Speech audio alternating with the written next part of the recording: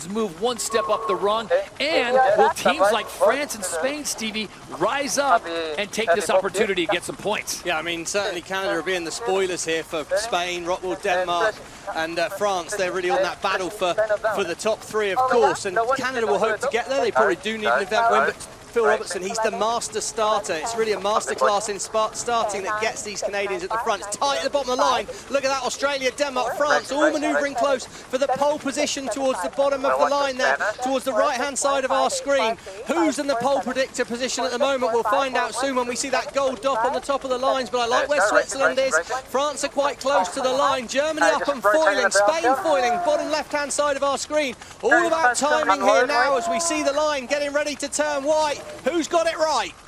Here we go. Start by Botin at the top of the line, the only boat at full speed. He's hammering in fast here. Phil Robertson's got it out of the gun as well. He's going, well, it's going to be Spain, Canada, Australia vying for first at Mark 1.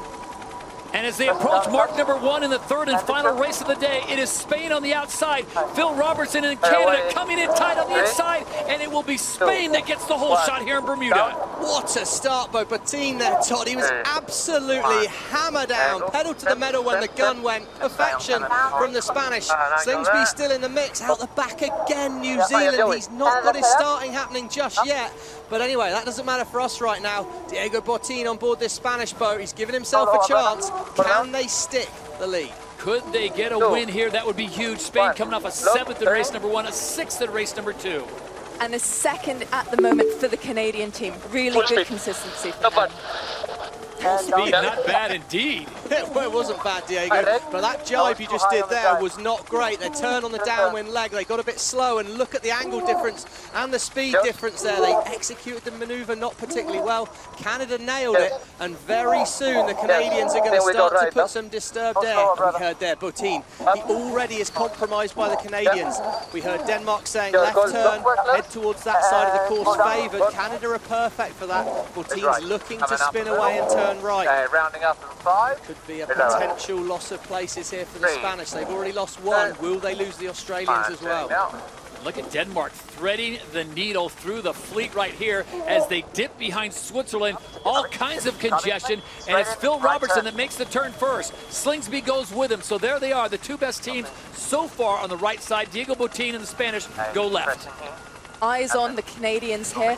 We heard from the Danish before that the right-hand side of the course is where the teams want to be going. That's been favoured previously.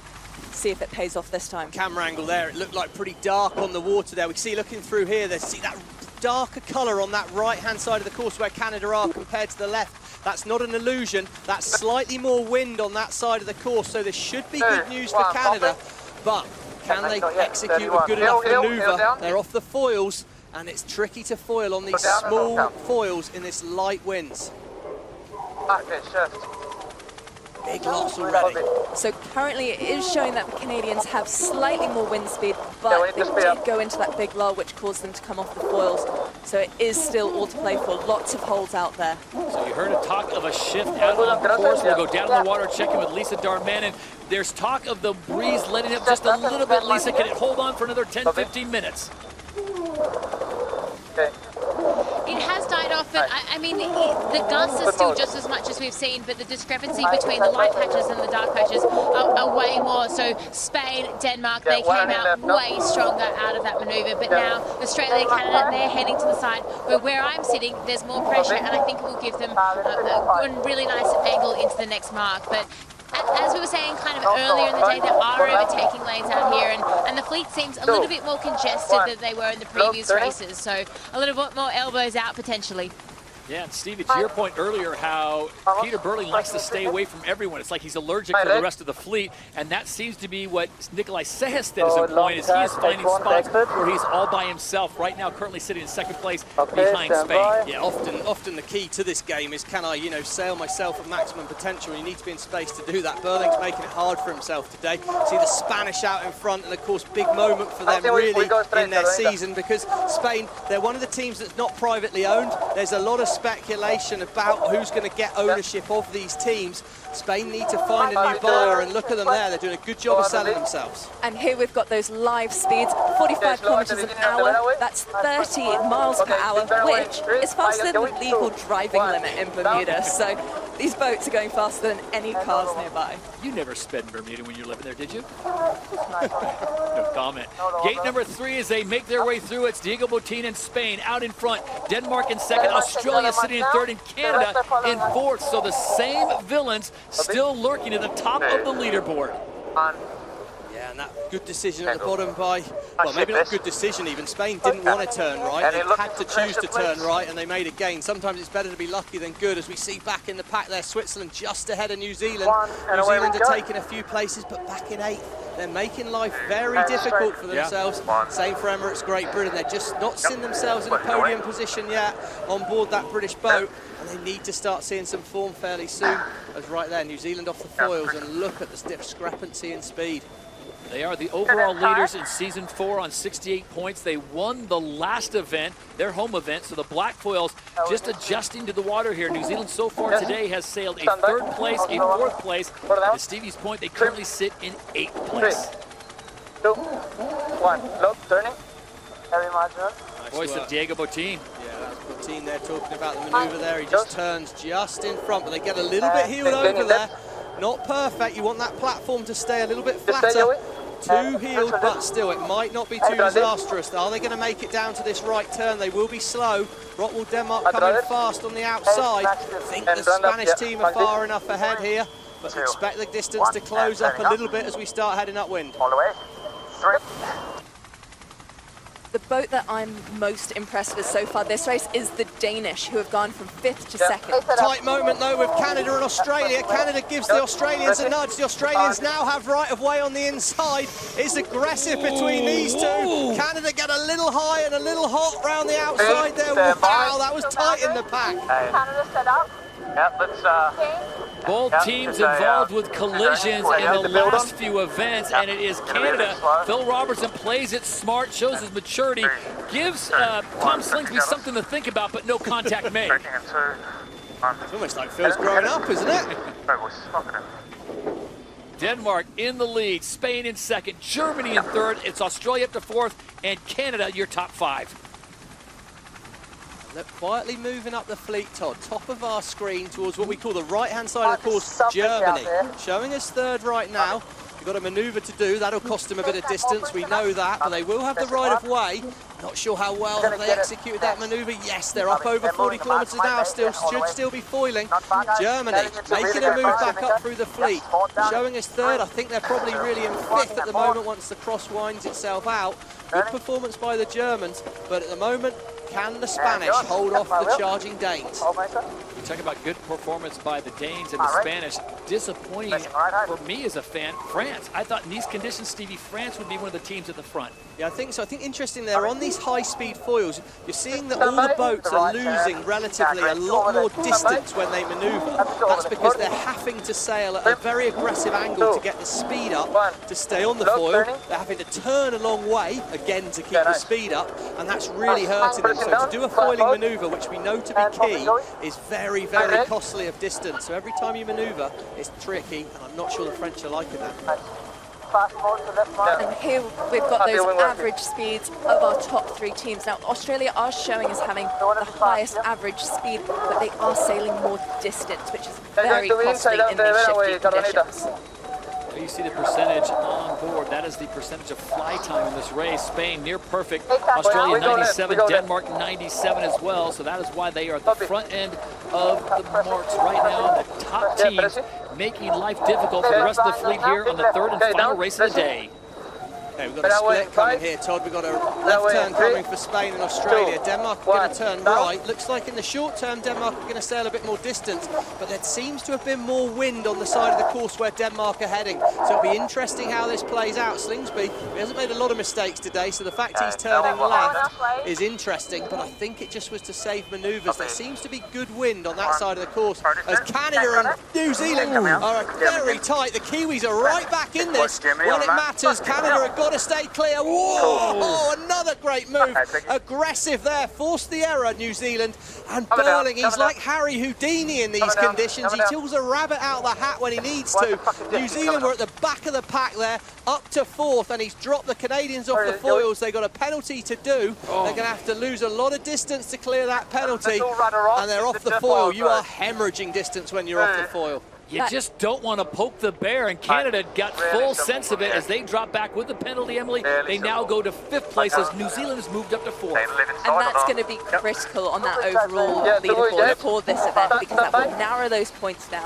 New Zealand might be able to leapfrog Canada and move into 2nd place. So the race is on leg 6 of 7. They're getting down to this end of the course on the right side of your screen, and then it'll be a quick left-hand turn. One more maneuver here coming for Spain as they're in the lead, but here comes Australia and Tom Slingsby with a lot of speed coming up to mark 6. You see the path behind Denmark. Look how they had to change angle there. I think he was trying to get contact with Australia, couldn't make it happen. He's had to re-accelerate. So now Denmark are going to be really fast here. Spain are gone. Forget about them. This is a race win for Bottine. Australia's going to spin on the mark, and here come Denmark. What can they do? Can he stay fast enough to get round the outside? If he can get overlapped, he can get alongside Australia. Expects an aggressive move from Seherstedt. Oh, so very close as Nikolai Seherstedt is running the Australians off course. I thought he was a nice guy on the race course. That was aggressive from Seherstedt. Great Dane goes full Viking on the Aussies. Oh, aggression from Seherstedt. That's what we want from Rottwell, Denmark.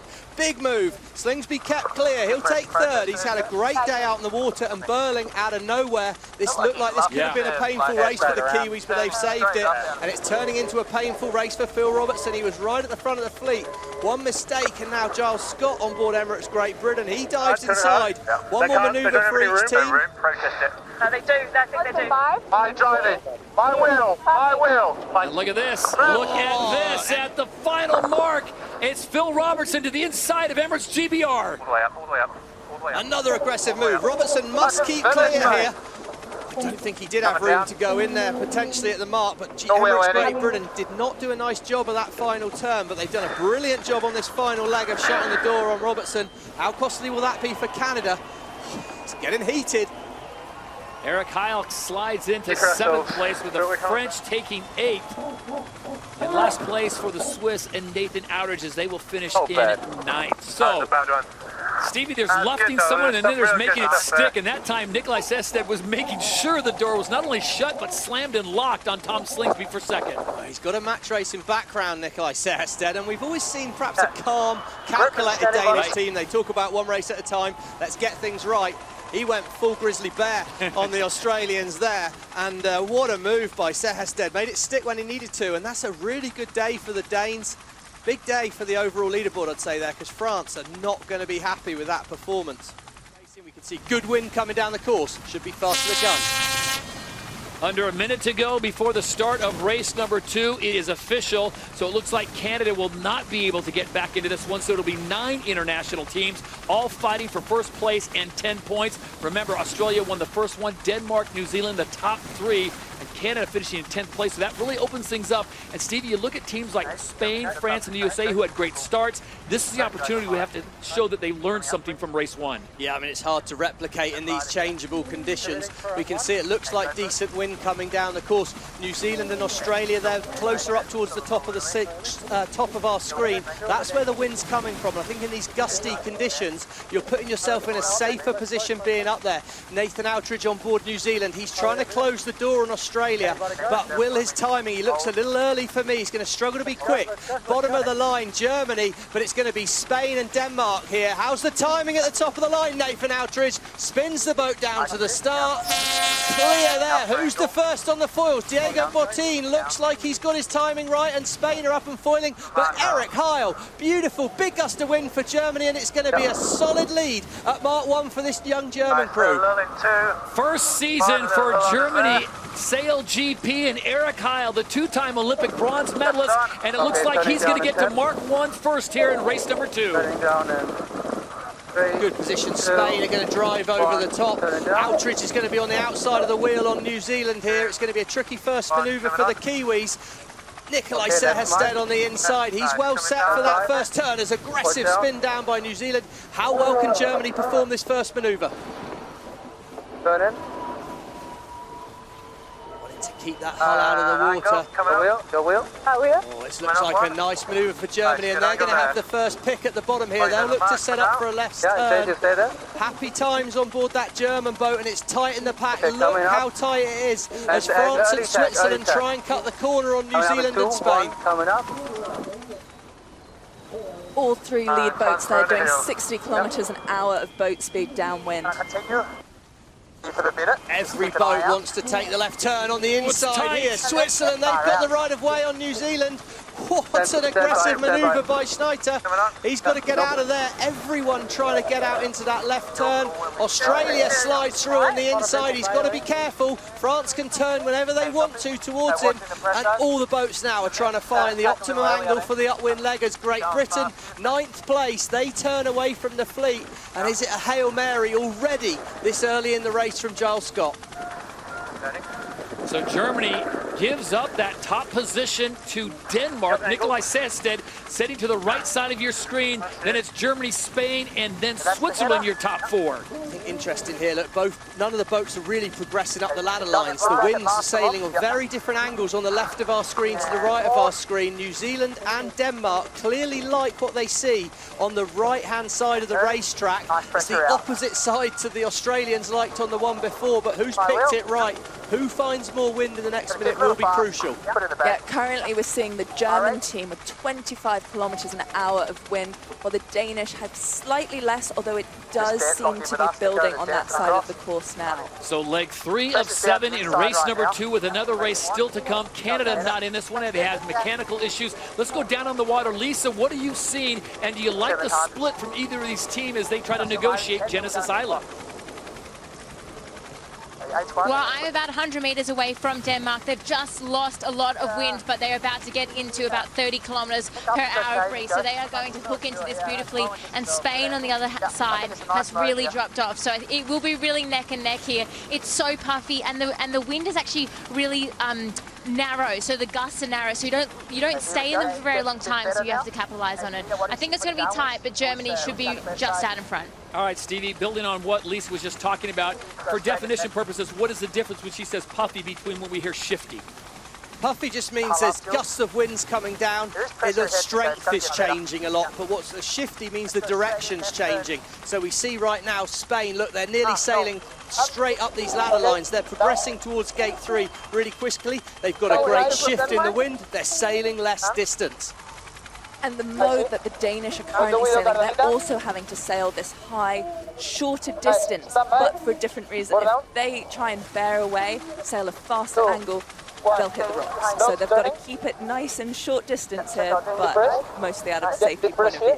Keeping it simple right now is Spain as they have the lead. They make an extra maneuver right there to opt to go to the other side of the course. And here comes Emirates GBR from 8th place now into 3rd. They're back in the game. Hail Mary's come good for Giles Scott. He took the different split at the bottom of the course, found more wind. The brains trust of Hannah Mills and Giles Scott at the back of the British boat, while they've pulled it out of the bag when they needed it. They're going to turn right on their own, and they're back in the race. Australia back into 4th place after winning the first race, and it is Giles Scott and Emirates GBR. They opt for the other side again. So staying away from friends and neighbors, and Giles Scott and the Brits now into 1st place. And a good comeback by Australia, great comeback by Emirates Great Britain, showing us in the lead at the moment. Nathan Outteridge on board the New Zealand boat back in 7th, but he looks like he's on the inside of Switzerland. Eric Heil hanging on there, but we can see how quickly things will change. And this section of the race now, this is your opportunity to make your move. Can you make some crucial overtakes? Because we're already halfway through this race. Leg 4 of 7, race number 2 with one more still to come here on day number 1 of the KPMG Australia Sail Grand Prix. And I liked on that last shot where Spain were, we can see it's light winds on board Emirates Great Britain. They're struggling to foil. Background there, look at Spain fly across our screen. Rotterdam, Denmark fly across our screen in more wind. Tom Slingsby's found wind as well. There's just more wind by Australia. And the look at the bottom left of the screen here shows us a summary from the previous leg and how GBR managed to close that gap. Now, they weren't the fastest boat round the course, 54 kilometers an hour average boat speed, but look at the distance sailed, 0.57 compared to 0.74 for Spain. Stevie, it just shows how quickly this can change. To your point and what Lisa's been reporting down the water, Emirates GBR was in first place. They have now dropped back to fourth, and look at the lead that Spain has taken. And just moments ago, we were talking about how Spain has had great starts over these last two races, but can they hold on to it for all 7 legs? Well, that's true, but we've seen them win events. The Spanish crew with space, I think, can do that. I think what's interesting is that left-hand side of the screen, the top of our screen, left-hand side of the course, on average, that's been the place to be. That's where Emirates Great Britain made their game. So to turn right at the top was a surprising move, and they have lost out for that, but they're still in the match. Fourth place is a good position. De La Pierre on board France. He's found good wind on this downwind. He's back in the race, and it's really tight. This last upwind leg, there could be huge opportunities. Heading up. Calm voices on board across the fleet right now as France makes the turn and they head back upwind. Wait for JK, anyway. It's interesting here. We see Emirates Great Britain manoeuvre, Australia manoeuvre, and Australia look quite well lined up for some wind on this upwind leg. As New Zealand, they're back in the pack. France, who's going to find the most breeze quickly here? I like where Tom Slingsby's positioned himself. He's not got the right of way. He will have to dip behind Spain, but he's sailing a great angle, and he's sailing towards wind. Nice, guys. Here, cross. Yes, still H1. All good. Hey, you got 15 more pressure this way. Hey, stand by. Building. Here we go, Australia are going to move in that dark patch of water. Expect a foiling manoeuvre from the Australians here. They should be able to stick this, and if they do stick it, they're going to have the right of way when they come back together with Spain. It's game on for Slingsby on the Australians, but right now, Botín is going fast. Diego Botín, the winners of Los Angeles and Spain, looking for a second victory here in season number 4. They currently sit in 5th place overall, coming off a 2nd place finish in Abu Dhabi. Tight moment here. Australia have the right of way. Nicole van Verden called the cross. She says they're comfy ahead. I think she might have judged it right. Great call there, confident call, but I think we're going to need to see 2 more manoeuvres for Australia and potentially 3 for Spain, unless they can just creep round the top of Shark Island to make gate 5. Some brilliant sailing here by the Spanish and Australians in these marginal conditions. They're showing the best foiling percentage throughout this race. Australia so far on 92% fly time compared to Spain at almost 89. That bottom number there shows the height that they're foiling at, so we can see Spain have now just dropped off the foils, but previously they were flying around at a metre above the water. All kinds of data being generated here at SailGP, and that data is shared across the board with the coaches who are on shore feeding information to their teams. And right now it is Spain that has the lead, Australia 2nd, Denmark in 3rd, and Stevie, these are 3 of the 4 teams that finished in the top 4 in race number 1. So consistency, to your point, as you said earlier, is certainly showing. Yeah, consistency is key. I think to the left turn at the top's consistently been good. So expect Australia to follow Spain. They do. Rockwool Denmark are going to follow as well. And it's now advantage Botín, but Tom Slingsby, wow, he is absolutely breathing down the young Spanish crew's neck. We saw a bit of beef at the last event with Tom Slingsby calling the youngsters out, and Tom's back with a bang here on Sydney Harbour, and he's going to want to make a passing move if he can on this downwind leg. But yeah, Nikolai Sehested, calm movements, and in the pack, Eric Heil on board Germany, he has the right of way, but Quentin de la Pierre's got the inside. Can he sling that French boat inside the Germans?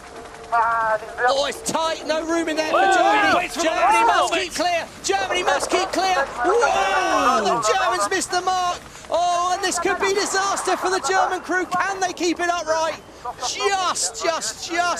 Oh, indecision by Eric Heil there. Shut the door by de la Pierre. Dramatic moments, and the Germans are going to spin back through the gate. Huge loss for the German crew now. So as that drama unfolds, it is still Spain and Australia in neck-and-neck battle here as we come up on the final mark. It'll be a left-hand turn and then a sprint to the finish line. It is Spain that has the lead, but the Aussies about 20-30 meters right behind. That all got a bit sporty at the top there. Great work by Diego Bortin, and they're going to sail across the front of the fans on Shark Island. It should be a victory here. Severstedt consistent with the Danish. De La Pierre up to 4th, and Outridge hanging on in 5th, but what a race by the young Spanish crew. And as they come to the line in race number 2, it is Spain that takes the victory. Australia holds on for 2nd. Denmark will claim 3rd.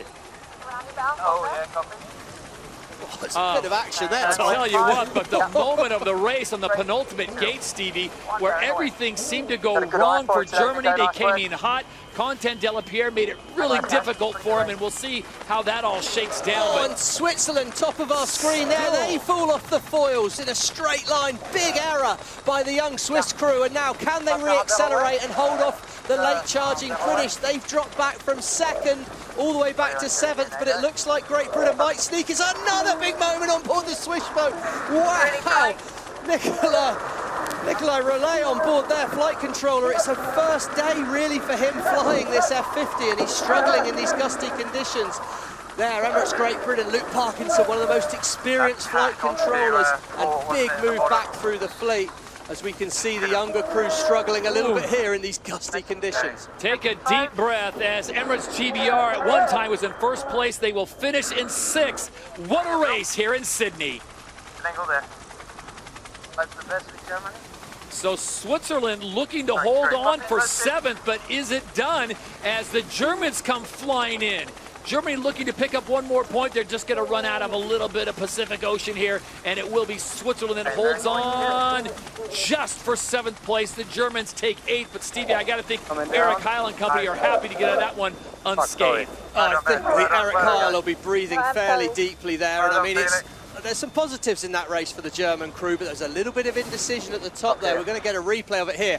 Now, on the right of way, but there's no room. France are entitled to dive inside there. Stuart Biffle, look at that, calling hard on Eric Heil. He's just not allowed to dive inside. He needed to turn right early as France were coming in, open the room for France and follow them round. Got a little greedy. Things are happening very quick there. Wow, I mean, I think we're glad to see no carbon floating around there. Now you see on the inside, France have the right of way. They're not entitled to go inside there on board the German boat. Eric Heil should have turned right and spun up and made a little more space for France, but as soon as he decided to try and dive inside, he compromised himself massively. And well, fortunately, this German boat, I don't know that it can tip over a lot further without tipping all the way over. They've just about stayed dry, thankfully. Where do you want to be? Where do you fancy the best spot right here as this front comes through? Well, it worked pretty well being up the line, so more towards the top of our screen last time. That was the faster angle. They've got their high-speed foils in, so they've got the small foils under the water. That means less drag. The boats will hit some top speeds, so that they can press down over the top. France like the look of that. They've been starting well. New Zealand leading back. Very rare for Peter Burling. Australia, he takes a little move. New Zealand need a good start. They're keeping an eye on Rockwool Denmark, who they need to beat. Now let's watch out for France on the right-hand side of our screen and Great Britain at the bottom of our screen. Great Britain are foiling with 10 seconds to go. New Zealand slow in the middle of the line, but they've got control. The pole predictor sits on Australia, but can Slingsby find a gap to thread the needle? I think I like where Great Britain is right now. Watch for the line to turn white. It's clear. New Zealand have nailed it. Great Britain have nailed it. Look at the breeze. This is going to be hammer down to Mark 1. Real big pass, going to be getting a little lighter. Canada have done so well there, Todd. They're going to be able to blow over the top from that position if they're brave enough. Oh, she gets a bit loose on board Great Britain. And at mark number 1, it's Emirates GBR that has the priority. They make the left-hand turn. Canada on the outside, the Kiwis on the inside. Oh, New Zealand have got tactical control now, though. Great Britain, if they can stay down, will be able to turn when they want. They're going to set up to turn soon. New Zealand should be able to secure second from here. Great news for the Blackfoil fans. Canada are in it. The hometown fans will be happy, but Rockwool Denmark, well, Nikolai, you've got to find something now, mate. Going to get back again. We can see here just how low all these teams are foiling, barely off of the water, skimming along, just trying to stay in control. They can't afford to be making any mistakes. Look, there's tight moment. New Zealand have got to keep clear, and the Spanish could play spoilers here. They've got over the Kiwis. What work by Botin and crew. Got themselves back in the race. Kiwis looking down there. 93 kilometres an hour on board the British boat. Oh, he's sending it hard there. New Zealand are back to fourth. Spain up to second. Great work by the Spanish crew, but is it too little too late? Keep going, mate, keep going. 4 races so far, 4 different winners. Who's going to win race number 5 and send their team into the event final? They had a split. Rockwool Denmark have done a nice job of heading in towards the fans on the shore. They're showing us behind New Zealand at the moment, but they are sailing their own path. They will be quick, and there's good wind. We can see that dark patch running down the shore there, but Giles Scott calls a right shift. If it does rotate right, that'll be good news for Great Britain from here. Burling seemed to rush turn there in under the Canadians. I'm surprised where he's gone. He needs to finish ahead of Denmark. With this front coming through, let's check in down on the water. Lisa, I'm sure you got your rain gear going. What does it look like? Yeah, great. It looks a lot windier, Todd. Yeah, the rain has really come in now. It's really hard to see the wind on the water as much, but it is a little bit more consistent around the racetrack. Not that consistent, so there's still plenty to play for. A lot more breeze. Obviously, those F50s, they're still flying really low in the water, just trying to manage the change in velocity and direction. It is really tricky out here. I think, I really think anything can happen, and we're seeing with the boat handling, that Spanish team, they're so fast around this track. I think what's interesting here is the New Zealand crew don't seem as quick as we've seen at other times. Here we go, looking on board. Watch the crew go across the boat here. Billy Gooder and Phil Robertson, they're highlighted. Phil's not going to go until late on here. There we go, Finch the grinder. He's up and running, staying on his feet. Oh, Phil, he's having a look. Is he going? Is he? Yes, he is. Here goes Phil. He runs across, takes the wheel off Annie. And it's going to be Billy Gooderham that comes up next. Nice work by the Canadians here. They're well in this race. They look, we can see right-hand side of screen, New Zealand. Good news for the Canadian fans at the moment. But the Spanish team have snuck in here, and they are disrupting that race to the final scoreboard. So at the moment, this would see Canada, Great Britain and Spain bumping the black foils out of the final. So pressure is on Peter Burling to make that next gain. Canada's got to keep clear here. Canada's got to keep clear of Rockwell. Oh, wow, that's bull. Surely that was a foul. That looked pretty blatant by Canada there. Don't be surprised here from the umpires, but they already have a lead change. Penalty, Canada. How costly will that be to the Canadians? It's so tight. Spain in good position. They should lead at gate 3, but it's really tight between the Canadians and the British. Let's go first lead after the fairway. All kinds of congestion right now, and it looks like this will have a huge impact on who's in. You've got Canada still in it, Denmark still in it, and Great Britain will be in it as Spain gets bumped out, trying to ride the momentum of Real Madrid. Can the Spanish pull something off here? Oh, it's really tight. The black foils could be back in this as well, but it's Rockwool Denmark. They pulled a rabbit from a hat up here. What does Burling do? Can he get round the outside? Rockwool Denmark are down inside the Spanish. This is so tight. Halfway through this race, we've got another one of those upwinds for the teams to deal with. My heart's not going to deal with it. I'm not entirely sure how the sailors are going to be able to deal with it. The Kiwis on the outside, they're struggling to get themselves space and back in the race, but Canada, this could be really bad news for Canadian fans unless Phil Robertson can find something soon. On, big down, Eric, big down, big down. And the pressure really is on. We've got Canada just holding on here with 35 points. France just behind with 34. It is changing so quickly. I would expect that to change 10 more times on that next upwind. This is just leg 4 of 7, race number 5. As we mentioned earlier, we have had 4 races, 4 different winners, and this is going to be critical, Stevie, not only to see who wins this race, but who can push. I think the Kiwis on the outside looking in, maybe even the French getting the boot. Well, it's all on, isn't it? I mean, anything could happen, as Emily says, really. Australia have come from nowhere to a massive lead. Rockwool, Denmark and Spain, they've done a brilliant job. And New Zealand, well, they're back in 7th. We've not seen that often this season. So, yeah, big decision for the crews to make at the bottom of the course. Where do they see the most wind? Where do they see their best chance to go and make those gains? Yeah, we saw the Kiwis there with a penalty that pushed them back into that 7th place just after they'd made gains through the fleet. So, snakes and ladders. Wow, this would be huge. Emily, you talked about it. For MSGBR, they had a good run early in the season. This would be their first final since Toronto. Remember, they went back-to-back victories. Oh, look at the Danish! No, we heard Nikolai say, I've lost the wheel. Wow, they swung that on a sixpence. Good save by Katja there. She stepped in, swung the boat hard when it was needed. Oh, and they're back in the race. They're still in the final as it stands. Denmark, Great Britain, and Canada right now as it stands on the water. They'll head to the top of the course, then back down, and then the short blast to the finish line. Sorry, I lost the wheel. I lost the wheel. Yeah. All right, go. Wow. Good job Katja was there to catch you then, wasn't it?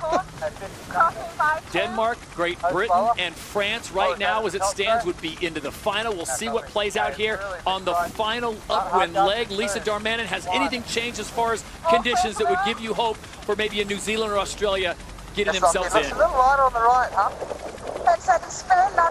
Well, what's interesting, Todd, is this rain's really good. Australia's going to come Australia! Oh my word! Oh, they got the wing all went wrong there. Something went wrong with the wing invert again. Oh no, have a look at it. Big moment. We've never seen that before in SailGP. They all look all right, the crew in the pods. Oh, plenty of experience there, but that disaster for the Australians. What a moment out there on the water. Oh, so the three-time reigning and defending champions absolutely stopped in the water as they put it over here on leg 5 of 7 in race number 5. Oh, we're going to need to see a replay of that soon. I mean, everyone looks okay on the boat. That's the main news there. We come back to the race and we can see Seherstedt in the lead. What's this done to the overalls? This has messed up the overalls a little bit, and currently we've seen Canada in 4th place, so they're not currently making this final. The French 1 point ahead of them making the final, so pressure is on Phil Robertson to gain a position if here he it is wants one more to time. represent. Here we go, let's watch as they come up win. Let's watch the wing sail in the middle here. What happens with that wing? They're sailing quite smoothly along here. We see there, that's... Oh, look, the wing just starts to invert. Someone pressed the button or something. They've had a problem with that wing invert. Look, it just flips the boat over. So, either someone pressed it or it's a malfunction. I don't know. Tash Bryan at the back's just going to run across the boat. Just listen in. He said all clear to leeward.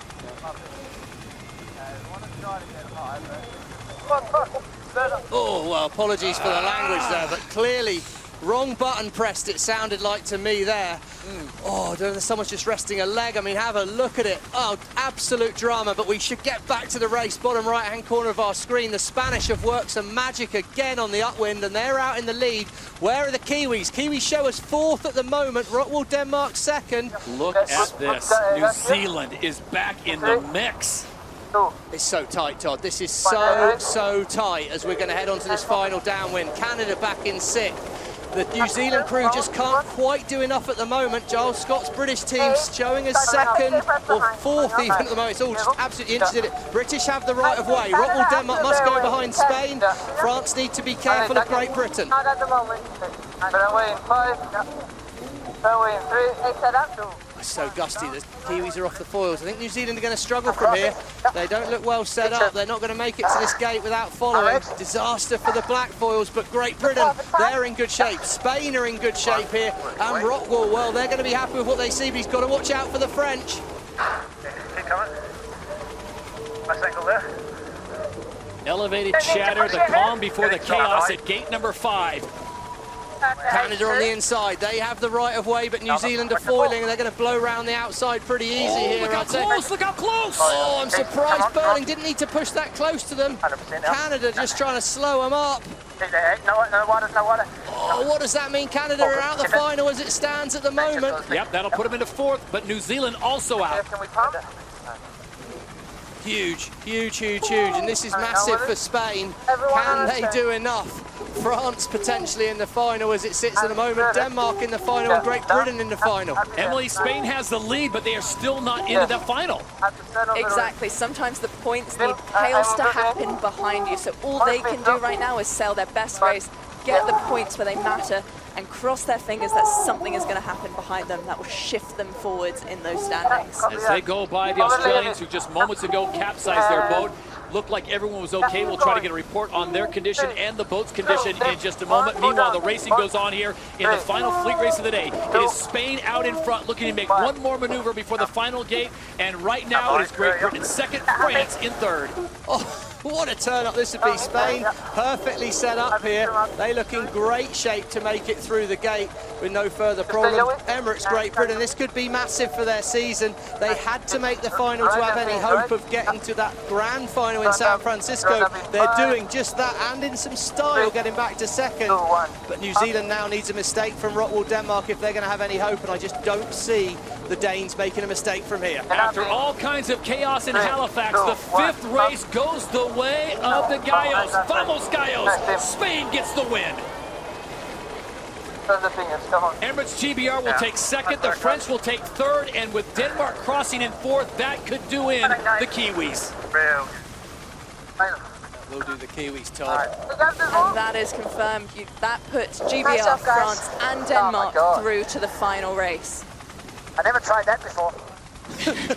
What, dropping the wheel, Nicola? Yeah, I'd suggest you probably don't try it again, mate. It's not to be recommended. Amazing work by Katja to catch things there for them. But yeah, New Zealand, well, fifth. It might not be disastrous for their season. Probably the only team that can afford not a great result. But Canada, this could be disaster in terms of their hopes of making it to the grand final in San Fran. And it all looked halfway through that race like it was working out perfectly for Phil and his crew.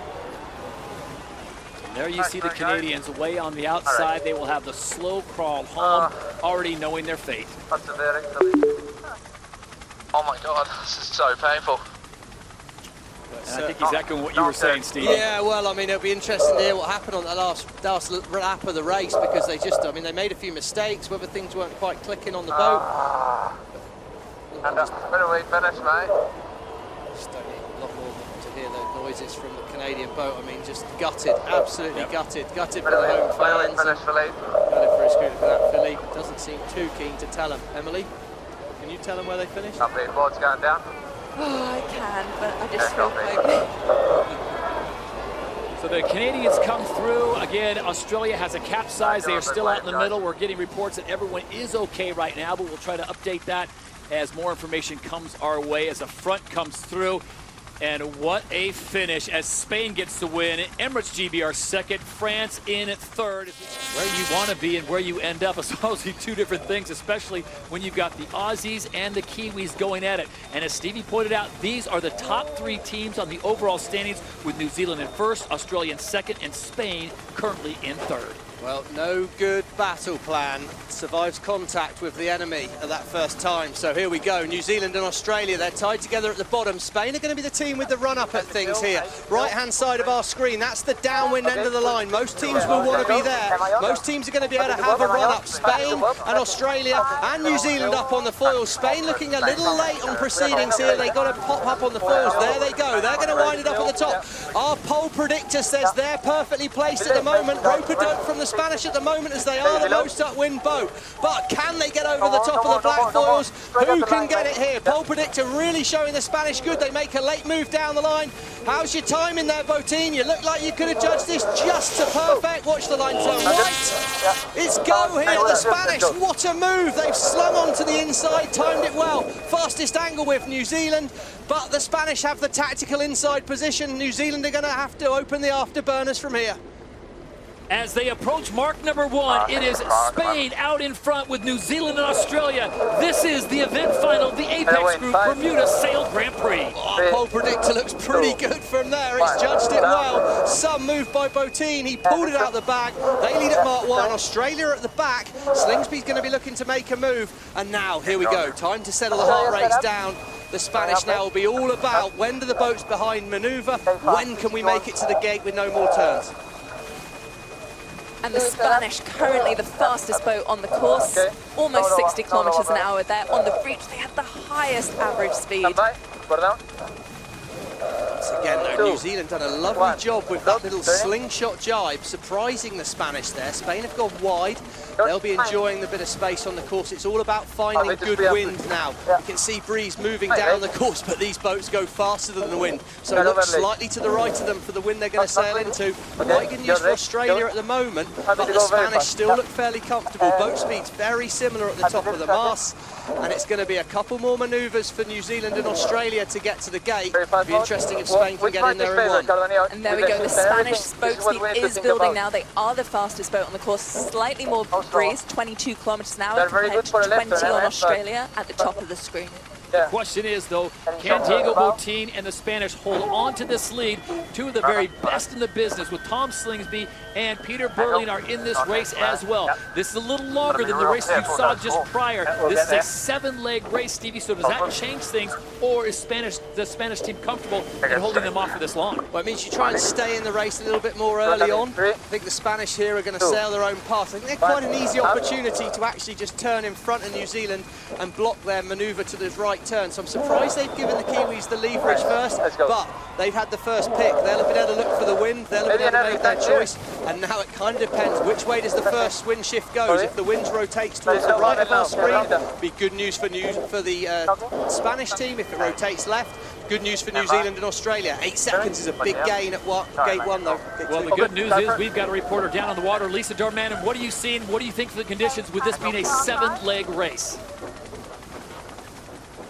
I think a 7-leg race and also more room on the race course means that there's a little bit more opportunity for manoeuvres. But as we were hearing, it is a lot lighter. The manoeuvres are way more costly. Right now, Spain, they're in really good pressure. I think that they do have the better shift, so it's in the right, which means that they're sailing slightly less distance. I think that they will cross New Zealand in this. Australia, though, they look like they've lost on New Zealand. And there are the wind speeds, just as Lisa has predicted. The Spanish are in better breeze and a better shift there. As we heard in the interview with Nicole, she did say the right-hand side was where they were ending up, or wanted to end up, and they did it. Well, they did, but have a look at that. Remember, it was an 8-second difference at gate 2. Already the black foils have, well, it's got to be down to 2 seconds at most there. And when the boats meet up again, the rules-wise, who's got the right-of-way? Well, it'll be New Zealand that have the right-of-way. So if it is close, it's going to be pressure on Spain. But as we say, it's an open racetrack. But all the teams are choosing to sail fairly freely. I think the wind's fairly average on the shift at the moment. Both look like they're moving up the course fairly similar amount. But New Zealand are sailing to the side where traditionally, or not traditionally, where today we've seen a little bit more wind on average. And when we look at the modes that these teams are sailing, so far we're seeing the Spanish sailing wider angles, so further away from the marks, but at a faster speed. Meanwhile, the Kiwis, sticking true to their form this weekend, they're sailing at a slightly slower speed, but they are sailing less distance and more direct towards the mark. Look at that good angle of the wind for Spain at the moment. They're sailing nicely up the ladder lines, but right away with New Zealand in the background, they get a little high. Ooh, good catch. 100% foil flight time all round. Australia flying the highest at the moment, but New Zealand have the right of way. The Spanish are going to have to think about this. Do they turn in front of Spain? I think you try and turn in front of New Zealand if you can, but the Kiwis are going to be faster. Tight moment here. Spain owns the mark. The black foils have got the most speed at the moment. Spain holds on. Great tactical sailing by Botín. Expect an attack on this downwind from the black foils.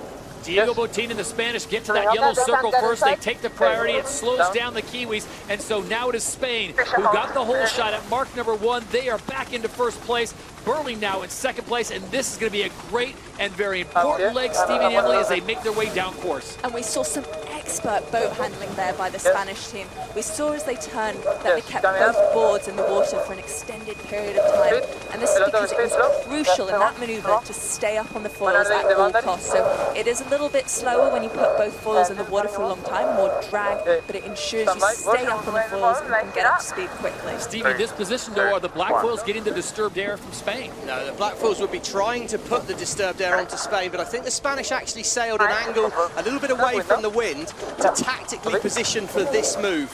They positioned themselves well. They took a little loss to have a long-term gain. They will now be looking to put disturbed air down onto the New Zealand team, and that's going to be good down the rest of the leg. And this on the bottom left is a little summary from that previous leg. So you can see what I was talking about with the Spanish sailing slightly more distant than the Kiwis. Well, the Kiwis are opting for that 2.0. Really tight down here. There will be a little bit of disturb there going onto the New Zealand boat, but not a lot. The Spanish have positioned really well. Fantastic tactical sailing. Took a little loss at the top for control, but expect the Kiwi. Here we go. Black foils are going to split away, and I think the right turn has worked well for them so far today. Both boats turn the mark, and it looks to me like what was 8 seconds is going to be 0 seconds. Absolutely neck and neck at that bottom mark there. 1 second in it, there's nothing in it. Who finds the most wind? Spain sailing to breeze, but what have New Zealand found on this side of the course? And you heard Diego Botín say as they went around the gate, good pressure here, so he's looking to make some changes and hopefully pick up some distance. And there's the live speeds, both wind speed and boat speed. The Spanish are sailing so quick at the moment, 50 kilometers an hour. They're only dropping now because they have turned. Here we go. Pretty decisive moment in the race here. It looks like a nice choice early on the leg for the Spanish. Burling won't like what he sees at the moment, but if the wind rotates towards the left of the course, that will be good news for the black foils. Here we go. How well do they stick this manoeuvre? Look at that choreography. Burling comes across there and just keeps it up. I think that was a pretty good manoeuvre. The wind looked a little bit light, but right now that is a gain to the Spanish. Big gain. Huge move there. 100-meter lead there in the blink of an eye. Opportunity here for the Spanish to lock things down. They're far enough ahead to turn the boat directly in front of New Zealand and get themselves going the same way. I'll be surprised if the Spanish continue and give a separation to New Zealand now. And if you're just joining us, this is the event final at the Apex Group Bermuda Sail Grand Prix. These are the 3 teams with the most points. It is Spain out in front, New Zealand in second, Australia in third. They're going to go to the top of the course, come back down the course, and then a quick left-hander to the finish line. And in a matter of minutes, we're going to find out who's going to claim the title. So the Spanish had a 100-meter lead there. It is dropping rapidly now down to almost only 60 meters of lead as they came across that bottom side of the course, giving a little more advantage to the Kiwis. It'll be interesting to see what happens after this next turn. Steve, if I'm Spain and I've seen what the Black Whales have done all weekend long, I want a pretty sizable lead as I get around this next gate. Yeah, I'm a little bit surprised they kind of let that gap open up. If the Spanish can make it to this gate with no more manoeuvres, I think that could be a good move there. But they're going to let separation form again with the black foils. It looks like the Spanish are setting up, so they're going to try and block New Zealand. They've got a big enough lead. I think, yeah, they look comfy, they look calm. There you go, no rush. Good comms from Florian Trittle. And yeah, I think the black foils, they're fast, but they're making some little mistakes. And here you go, they're trying to split away from the fleet. Huge amount of heel. Not a great manoeuvre by the black foils. Look at the Kiwis. They're trying to force things. 3, 2, 1, down. So was that a case of the Kiwis see more pressure on that side of the course, or they just wanted to split the course and get away from the Spanish? Last roll of the dice, I'd say that was, Todd, because they did not do a great manoeuvre. That was a last-minute decision. It's left the Aussies back in.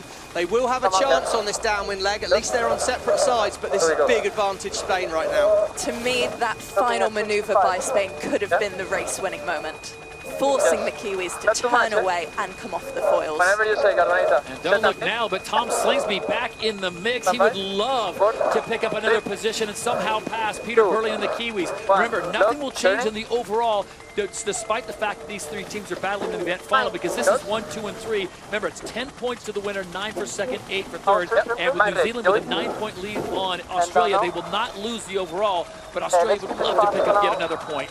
Yeah, I think at the moment the Spanish crew are sailing back into good wind here, right of ways with New Zealand, but that's too big a lead here. Botín and Trittle have absolutely nailed this one. They've put a brilliant race together after a perfect start. Advantage Spain at the moment if they can make it with no more manoeuvres. It looks good, like at the moment they look like they're aiming for that mark, and they're comfy on New Zealand.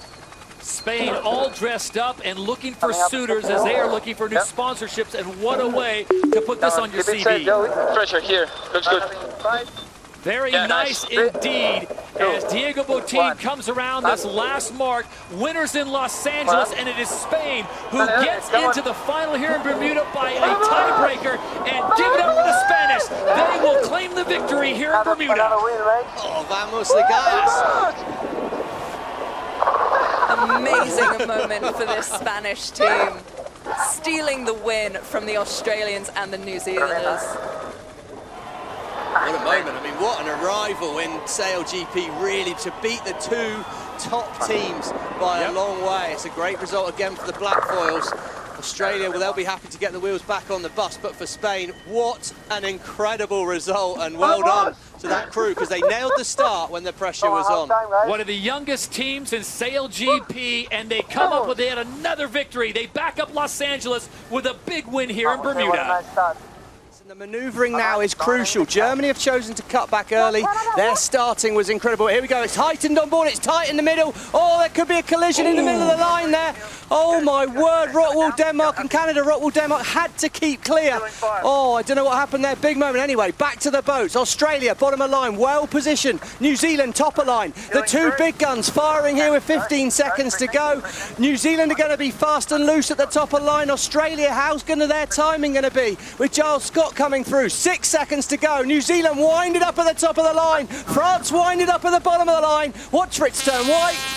We go. New Zealand absolutely flat out at the top of the line. They're going to struggle to control the boat with those big foils from here.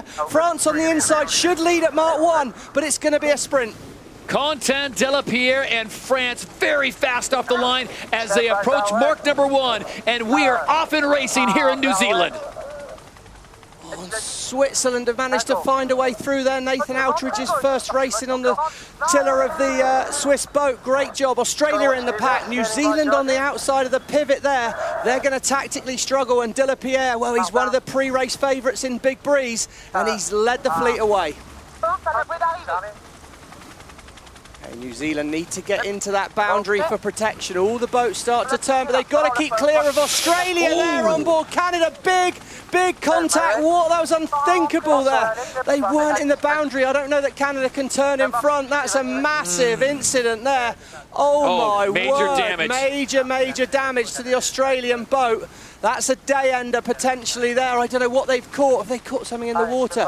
France lead away to the bottom mark. They're going to turn left, trying to keep things simple.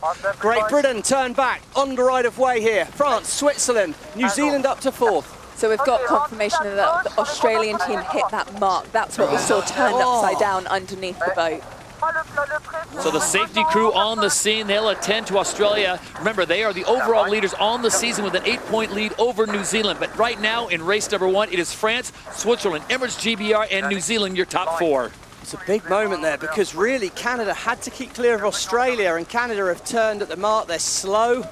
Oh, it's a big incident. We're going to have to get the umpire's take on that because that seemed a busy moment. But the most important fact right now is France out in front, and they're going to try and sail this course as simple as possible. Coming back on board, right-hand side of our screen. Look at this tight moment in there. Oh, huge moment in the pre-start. That's the United States and Canada. Canada needed to keep clear of the United States there. If there was contact, it could be an absolute smorgasbord of penalty points. Here we go, Australia. They were forced to turn away here. They set up for the turn. You can see a sudden turn needed to be made to keep clear of Canada, but he just books that mark. Wow, massive contact. Huge contact.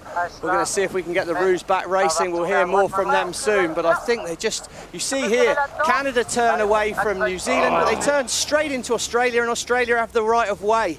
Oh, that's unbelievable moment. Unbelievable for the Aussies. A lot of drama to unpack on the first 2 legs of the first race here on Super Sunday. So back to live racing action. We are on leg 3 of 7, and it's still Quentin Delapierre and the French out in front. Stevie, amidst all the people talking about this race and the conditions, the experts really seem to favor France in these very tricky conditions with this heavy wind. We've seen it before. Their maneuvers, especially in this breeze, are second to none. We see them entering all their maneuvers with one of the highest entry speeds and also a very high rate of turn, which means they're losing that minimum amount of distance every time they change direction. And more importantly, Emily, they are only 7 points out of that 3rd and final spot on the podium for the overall. Denmark currently holds it down with 52 points. The French sitting on 45 points, 3 back of Spain, who sit in 4th. Yeah, it's definitely a very tight leaderboard at the moment, especially now that we've had more incidents today. There are going to be more penalty points on that board, which is definitely going to mix things up. That could be a blessing in disguise as well for Great Britain, who obviously already have -8 points. But if you've got more teams getting penalty points, it kind of helps them a little bit there. game changer, though, Stevie, for the Australians, and I don't know how they just obviously didn't see that, or was that just in their blind spot? Well, yeah, I think just to clarify what happened there, the Canadians and New Zealand had got into the protection from the boundary zone. They were entitled to turn, despite turning onto what would traditionally be not the right of way.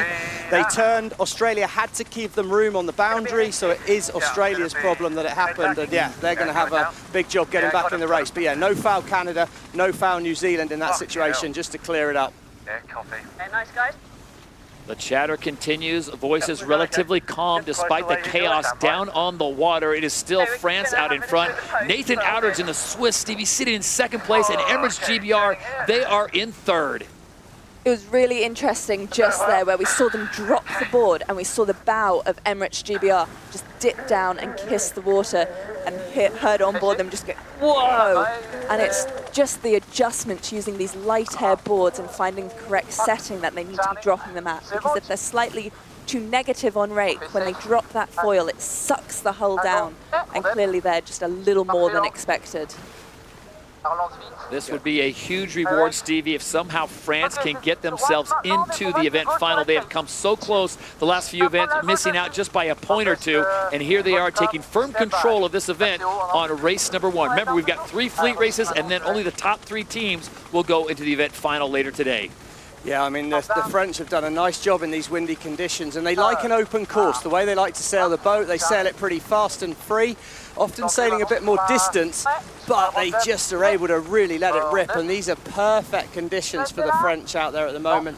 They're trying to minimize those maneuvers now, and they're also tending to stay offshore a little bit. There's slightly clearer wind away from the shore, and the French are making the most of sailing in more wind. The French nearly picture perfect from the get-go, and they are pulling away from the rest of the fleet. We go down to the water. Lisa, what can you see, and did you have a good view of what happened with Australia and Canada? Yeah, I was actually sitting right on the boundary and saw it all happen. I mean, these marks, they're dark blue, they're hard to see, and it gets super congested after Mark 1. Everyone's trying to execute that first jibe with boundary protection or not. So, you know, I'm surprised there aren't more incidents on that turn normally, and that was a massive impact. They're just dropping their jib now and backing off that mark. But yeah, real impact on that team, and they're going to be gutted because these are really their conditions, and to watch everyone else be able to sail around like this, it'll be really tough for them. But France are just showing us how it's done out here in New Zealand. They're pushing every moment, but they've split the course with France and coming head-to-head now. And this really changes the dynamic, Stevie and Emily, because Australia is the overall leader after 8 points. But Stevie, you said this could be an event changer for them. They could be done for the day. We saw Emirates GBR get the 8 points docked for the collision on practice day, so it takes them out of it. So really, we're looking at 8 teams battling for 3 spots at the end of the day.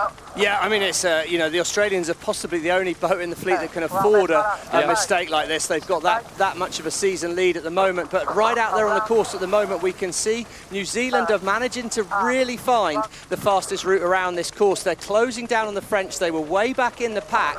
They're tending to sail on their own. They're trying to keep their own space, stay out of phase with the other boats would be a priority. And when they next turn the boat here, ladder lines show we're nearly level. When they come back together with the French, they'll have the right of way. Good chance for the Kiwis to take the lead right now. Yeah, and I can tell you at the moment, the Kiwis have been averaging 57 kilometers an hour of speed around this course, while the French second fastest at 56. And check this out. If you look at the overall season standings, if New Zealand would go on to win this event, get the 10 points, that would take them to 68 points. The Australians would get 1 point for being here. That would put them at 67. Oh, that's an early if, mate. 67. That's an early if. I'm just saying. Yeah, it was a lead change there. Big gains by the New Zealand crew. They're very much in phase with the wind shifts here. They're minimising distance on this upwind leg well, and yeah, generally got better boat speed. They're well set for gate 5. They're probably going to need to do one more manoeuvre. They'll turn right. France have the right of way as we come into gate 5, but the Kiwis look like they're far enough ahead at the moment. Very impressive performance here from the Kiwis, who also had the least amount of training time at the start of the day today, as they got a little bit of foil damage when they were on their way out to the race course. All sorted before the race started, but... Here we go, tight moment here. France have got it wound up. Look at the speed, 62 kilometres an hour. New Zealand have to keep clear. They choose to dip behind. It's going to be neck and neck at this final turn downwind mark here. Right of way at the moment with France in the lead. New Zealand second. There's nothing in that. Great speeds there as New Zealand touches 80 kilometers an hour, and they split the course. So now it is all on. Who will take the win in race number 1? Gate 5 is complete, and the French now going back and forth with the lead with the Kiwis. Well, when they come back together, New Zealand are going to have the right of way in terms of they'll be on starboard tack with wind coming over the right-hand side of the boat, but France are going to be on the inside for this final turning mark. It's a big moment here. Kiwis and France. Delapierre's not going away. He's not handing it to the locals. Leg 6 of 7 on race number 1, and Quentin Delapierre on the left side of your screen. Here comes Peter Burling and the Kiwis, and this will be a tight crossing, as Stevie pointed out, the Kiwis having the right of way. Yeah, that was a sensible, that's a wise head on young shoulders, Delapierre there. I think he thought about pushing it inside the Kiwis, but a second in this first race is a solid start. Don't get yourself into an incident where you risk losing more places. Kiwis nailed it. There was no mistake on board that New Zealand boat down there. If they don't make a mistake, you just got to continue to make the next right decision. And Delapierre, that was a wise move. Look at the fans, they're going to be loving that. The black foils bring it home now as final 100, 200 meters to go as they will cross the line. The first race of the ITM New Zealand Sail Grand Prix in Christchurch goes the way of the home team. The black foils get the win in race 1. France with a very impressive race. They check in second place, so that's 10 points and 9 points going to the Kiwis and the French. Spain will finish in third, and that's huge. It's a good work by Spain. Great Britain, good result for Giles Scott. But I tell you what, that was an ominous performance by the Black Foils, because that was not a great start. They hit the line well, but they were a bit out of position, being at the top of the line on the outside of the wheel, coming downwind, and they just sailed the whole way back through the fleet. It was really dominant display by the Black Foils there. Phil Robertson and the Canadians involved in a lot of drama there on that first race. They come through in 5th place, and it looks like Germany will hold on to 6th.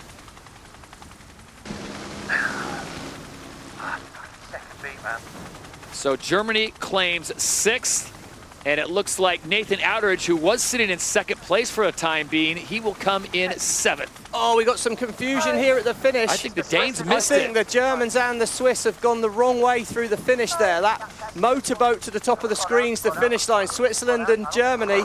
Oh, bit of an error here, big error in fact. Big error. They've sailed the wrong finish line. USA, they got it right through the gap there. Chaos, of course, you've got to remember back to the beginning, the Australians took out the finish mark. Yep. So they've changed it up, put the rib in as the top end of the finish, and I think Germany and Switzerland have made a mistake there. We will sort out. What we do know is the first 5 teams are through clean. That's New Zealand, France, Spain, Great Britain, and Canada. And there is the situation. That is the league-leading 3-time reigning and defending champion Australians, winners of the last event. Stevie, that is not good. No, that's really not good. I mean, everyone's safe on board. We're going to get a replay on board the Australian boat here. Of course, they had to turn suddenly. You can see they're not really ready. They're not expecting to have to turn. That boundary came up real quick, and almost to me looks like he could see the mark, but he just had to avoid a collision with the other boat. And yeah, it was obviously... Look at this ankle. Look at that. Oh my days. But yeah, he's thinking I've got right of way here, but there's a boundary to the right-hand side of our screen that New Zealand and Canada are allowed to turn, even though they're turning onto what would traditionally not be the right of way. So they avoid that collision, but oh my word, big impact. And that's the best of the best there. Final 50 seconds of preparation. Stevie, what's being talked about on the boat, and they've already made up their strategy of where they're going to want to be. Totally different game now. There's a lot more space out here on the start line. We can already see the boats a lot further apart. I like the fact that Tom Slingsby was the last boat back and he's leading the fleet here. The rest of the day he's been behind the boats. He's been the one trying to find an opportunity, whereas now he's in control. But how's this battle going to work out? It is aggressive out here. They're all saying they're close to the top of the line. That means advantage Outteridge and New Zealand for me here. But it's all about hitting that red line. Down towards the bottom end of our screen is where our data tells themselves. This is the favourite place to start, and it's all about acceleration. Denmark look like they're going to be trapped out. They're going to miss the start here. Slingsby slut the door on him at the top, but it's all about the acceleration. Australia are going to be so. Denmark are slow. Who's going to be on time? Oh, I think New Zealand are over early as well. Oh, what a start. What a mistake by all of the crews. What a mistake there. Australia early, New Zealand early. Denmark will lead at Mark 1. Oh, a huge error there. Now, how did Denmark play this? They're going to want to make sure they get to Mark 1 at top speed. No rush for Sehested here. No rush. Get the boat sailing fast and now send it down towards Mark 1 hard. It's going to be advantage Sehested when we get to Mark 1. He needs to get past New Zealand before New Zealand are clear to go. Australia are clear. They're out behind now. New Zealand are clear. We're up and racing with 3 boats as they come into Mark 1. At mark number 1, it is the Great Dane and Rockwell, Denmark that take the lead. Pre-start penalties issued to the Kiwis and the Aussies. Oh, they said they were hungry for a bit of risk. All 3 of them had way too much risk for breakfast on that start line, that is for sure. But now, advantage Sehested. Perfect first manoeuvre. He'll be lined up for this bottom gate, and it's all about the decision. Do you turn left or do you turn right at gate number 2? There is no room for error out there. All 3 teams doing over 60 kilometers an hour, but these maneuvers are crucial. Look how close these teams are. Full 7 legs here, the event final at the KPMG Australia Sail Grand Prix in Sydney Harbour, and Denmark is gifted the lead at mark number 1. Now, can there be some overtaking, or can the Great Dane run away from the Kiwis and the Aussies? Well, Denmark have got the first choice, and they're going to save a manoeuvre by going straight here. New Zealand and Australia are probably going to split away right.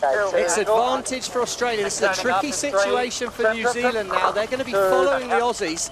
And well, Denmark, expect them to head back towards the other 2 boats fairly soon, but it's advantage Denmark. That's a big lead at the bottom gate, and traditionally that left turn has done pretty well here as New Zealand already come back towards this side of the course, and all the boats are trying to find their own clear wind. It's a good moment here for the Danish. The breeze is slightly lighter on the top half of the screen, but only just. Well, our ladder lines here, Todd, are showing actually a lead change in advantage Australia now. When they turn the boat here and head back across towards Denmark, the right of way is with the Danish, but it appears to be a gain early on the leg for the Aussies, but will it play out that way? Denmark's looked pretty fast there. Raz pushing the ride height really hard on board that Danish boat. They are ahead, but it's only very marginal, and there's plenty of race left here. Leg 3 of 7, Denmark out in front as we go down on the water. Lisa Darmanin, in your unbiased opinion, whose position do you like the most? I do like where Denmark is headed. That has traditionally been the right way to go. But, you know, there's so much going on here, boat-on-boat situations. New Zealand and Australia are in a battle here, but I think this is going to favour Denmark. I think what I'm seeing is I'm seeing a few mistakes actually out there. There's definitely no one sailing the boat perfectly cleanly just yet. There's a nice lead for Sehested here. No surprise to say the Aussies aren't going away. Right of way is with Australia here. If it's tight, Sehested needs to be confident he's ahead. Catch her down there. She's just coming up. She was watching the Australian boat to make sure that all's clear, and they are clear. So as we head up this leg, it's going to stay tight for the Australians right now. Stay in the match. Keep breathing down the neck of that Danish crew. Denmark have never won a final. They're going to feel that pressure, and the Aussies are going to keep flying it. And at the moment, the Danish team do have the highest average speed, 51.1 kilometers an hour average, but that's only 1 km an hour faster than the Australians behind them. Denmark are heading towards less wind up there. That water, look how glassy it looks up there compared to where Australia are. I think Slingsby's in better wind, and he's going to be on the inside coming into the gate at the top here. We know there's only going to be meters in it, but I feel like Denmark have put a lot of risk on themselves at the moment. Then we can tack inside them, can't we? Go have a look. You can, Tom. You can tack inside. It's going to be tight here. Tom's looking to set up for the left turn. The left turn's been favoured here. Watch for the Aussies to sling inside. And it's Slingsby. He's pushing it hard. He's got to manoeuvre out the Danish way here. That's really close. Maybe too close. Oh, that was really tight. What judgment by Slingsby. It's clear. No penalty there from the Australians. They judged that to perfection. What a move. So Australia looking for their first win in Season 4. Will it come on home waters? It's Australia, Denmark, and New Zealand as they make the way through gate number 3. The Danish just looked a little bit wobbly down there. It's really close. Now they're locked in. Now they're the hunter. Maybe a position Sehested's happier with here. But as we get towards the boundary here, Denmark, if they can get themselves inside, they might be able to force the Aussies to move first. And they do. Slingsby has to jibe away. He's turning the boat away from Denmark first. And Denmark are pushing as wide as possible on the racetrack. They want to try and make the next gate with no more manoeuvres.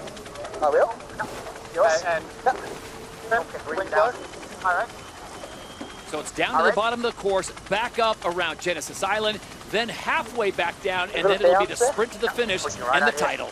Yeah, and right now, where Slingsby's positioned himself, the wind's coming from the top left-hand corner of our screen, and Slingsby's going to slowly press the disturbed wind down onto the Danish, and if he can just move forward maybe 3 or 4 more meters, he'll start to really affect the breeze getting to the Danish. This was just a moment ago. This was the mark where Chief Umpire Craig Mitchell did not penalize the Australians. And they were comfy there. You can see there was probably a couple of meters in it. It was tight, but well, it should be tight, shouldn't it? It's supposed to be tight. It's supposed to be close, and Slingsby saw an opportunity and he bit their hand off for it. Look at that judgment on board the boat. As we see it, bottom right-hand corner of our screen, it's the Australians turning up to the upwind leg. And we'll see if that turns out to be the move of the match. It's the Danes and the Australians splitting the course here. We'll see what Nathan Outridge and the Kiwis decide to do. Look at that, 0 seconds in it at gate 4 as we're on the final upwind leg of the race. This will be decisive. Who's found the most wind at the bottom of the course? Now we do have a flip-flop here from the previous bottom gate, with now the Danish going the left-hand side of the course, which did pay for the Australians on the previous.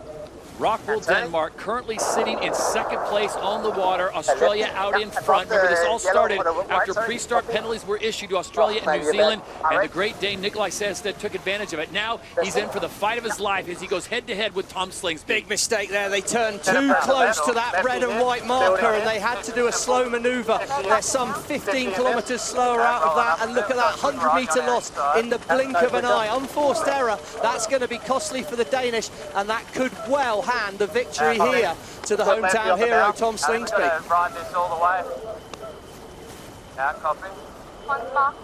Just so much less pressure on the Aussies now. It was tight on that upwind leg before. There was nothing here, but look at the fans there. Plenty of the locals wanting that, and right now Denmark, well, they're now fighting to hold on to second from New Zealand. One mistake and you get absolutely hammered for it. Is there time for Denmark and New Zealand to catch the ruse, Stevie, or is this going to be a situation where they're going to have to rely on a Tom Slingsby mistake? It's absolutely that. This is now it's only if the Australians make a mistake that they lose this from here. They've got total control. We know to the left-hand side of our screen there's better wind. I wonder if we have to go back. Yeah, there you go. Carl Langford wants to watch the boats behind. Slingsby's happy to split. Decision, slight disagreement there on board the Australian boat. But there you go. New Zealand starts to follow Australia. And what are Denmark going to do? And turning.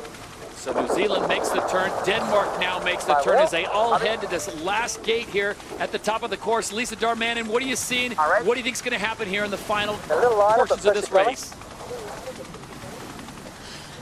I think it's quite a tricky decision for Australia because they are going into lighter pressure compared to their competitors, but this means that they just do one turn and that they can head to that mark and they got one more jibe to the finish. So it was really balancing pressure maneuvers, but compared to Denmark on the last lap, they've managed to have a really nice smooth ride through that light patch and stay on the foil. So I think they will have the commanding lead at the top here. Look at this, here comes Denmark. It's really tight, right of way with Australia, but if Denmark can get close to that circle, Sehested might have the opportunity to do exactly what Tom Slingsby did to him. Is Denmark going to try and sling it inside? No, he's not. He deems Australia to be too far ahead. There's going to be a split, but big advantage to the Australians as Nikolai Sehested chooses to follow. He yields. Oh, it's so tight though, Todd, here. Any mistake now, this is a one-mistake race. If Australia misses the next manoeuvre. I'm crossing. Yeah, my wheel.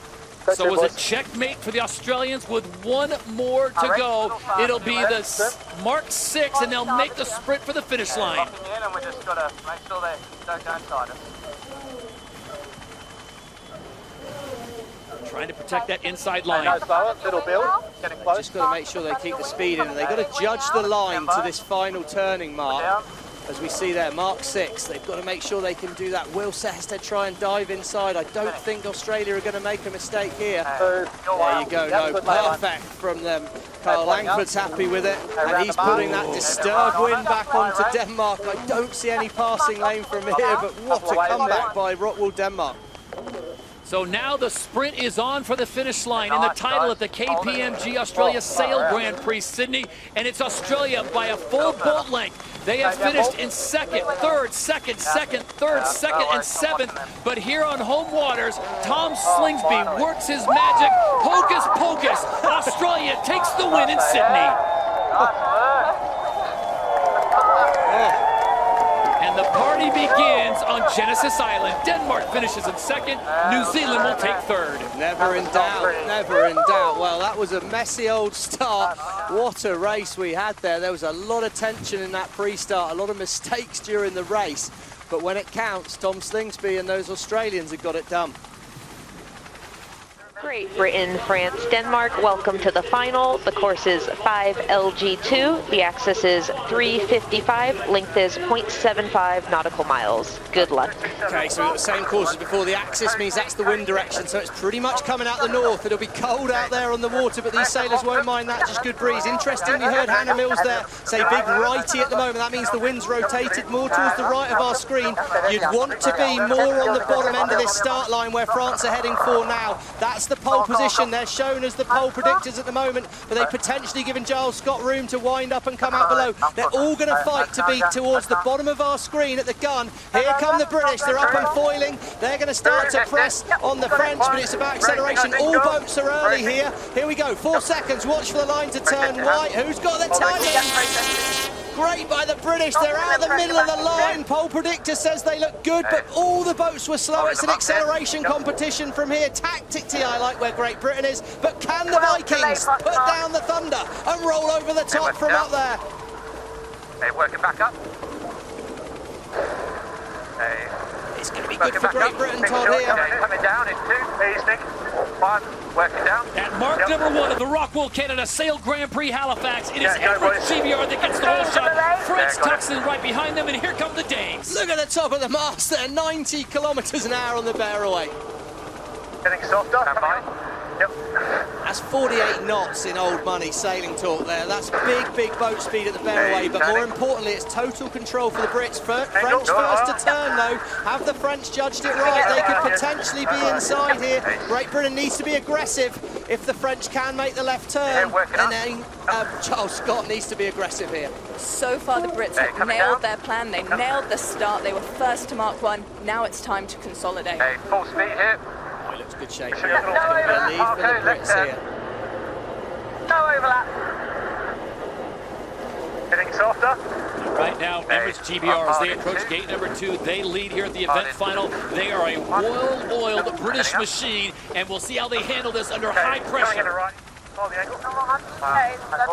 know Giles is new, but let's not forget Giles is a 2-time Olympic gold medalist. He's used to these high-pressure races. He's been there, done that in the past, and we can see it's the boats behind them. The French have got real loose there. Oh, they came off the foils. Slow manoeuvre. Great news for the British. Big gains for the British team here. Yeah, we can see minus ride height there for the French team just from where they've crashed down.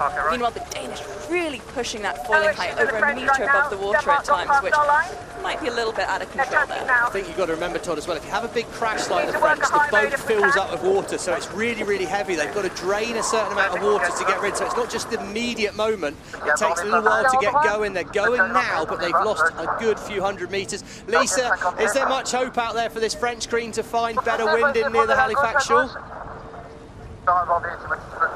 I actually do like where they're heading. I did say that the wind had died off, but I can tell you right now it's picked up a lot. And where the French are heading, there's really good breeze. I think it's also going left shift, which means Denmark's a little bit compromised, but we still have the winds coming off the shore, so it's really gusty and lots of low-level cloud really messing with it. So it is a little bit of a shorter race, this one, so not as much time for the teams to catch up, and not much traffic as well. So it's I think the French are looking pretty vulnerable right now. Okay, so a left shift, that means the wind's turned towards the left, which would favour the British. It means it's turned towards their side of the course. It gives them an opportunity to sail less distance on that British boat. And less distance is great, and currently they've also got the highest average speed, so brilliant sailing for them. Here we go, we're on board the French. Now let's watch in the left-hand side of the screen here at the foil. Let's see how high they go across the boat. It gets all a little loose. Bit of a slip up on the wing trim there. As Kevin Pepinay, who's now on the left of our screen, left, the wing sail suddenly flew out. Contan maybe didn't quite have a good grip. Anyway, mistakes matter at this level, and the British now, that is a big lead. No mistakes from the British, and they should have complete control from here. Look at the French, they've got themselves back into a good position right now as Emirates GBR, as they approach gate number 3, they have the lead here in the event final. Here comes Denmark, possibly, as Lisa said, with better pressure on that wing, but it is all Giles Scott and Emirates GBR now. As they make the turn on gate 3, they'll head towards Halifax. Going the turn. A little bit more to come. Really good breeze on in 15 this way. So that's Hannah Mills, strategist at the back there. She's saying she likes the breeze. That means there's more velocity in the wind. They're sailing pretty much straight down the course. It looks pretty nice for the British crew at the moment here, and that's a good few hundred metres lead. Coming, yeah. Let's extend into it. It's a split. Lisa, we got a big split. Is there any hope for Rottwell Denmark with this split? No. Well, that's actually done what it makes. Well, there has been a few Hail Marys out on that side. I think the British team, they just have too much of a lead there and plenty of pressure. So if they stick this manoeuvre, I think they're looking pretty safe. Here we go. These are the sailors on board the boats here. Got it. All good. I think Giles Scott, they're running across. I think the height deceptive. Luke Parkinson still stays in the pod, still flying the boat. Now he's handed control over to Giles to fly the boat. Luke runs across, and he's back on the tools.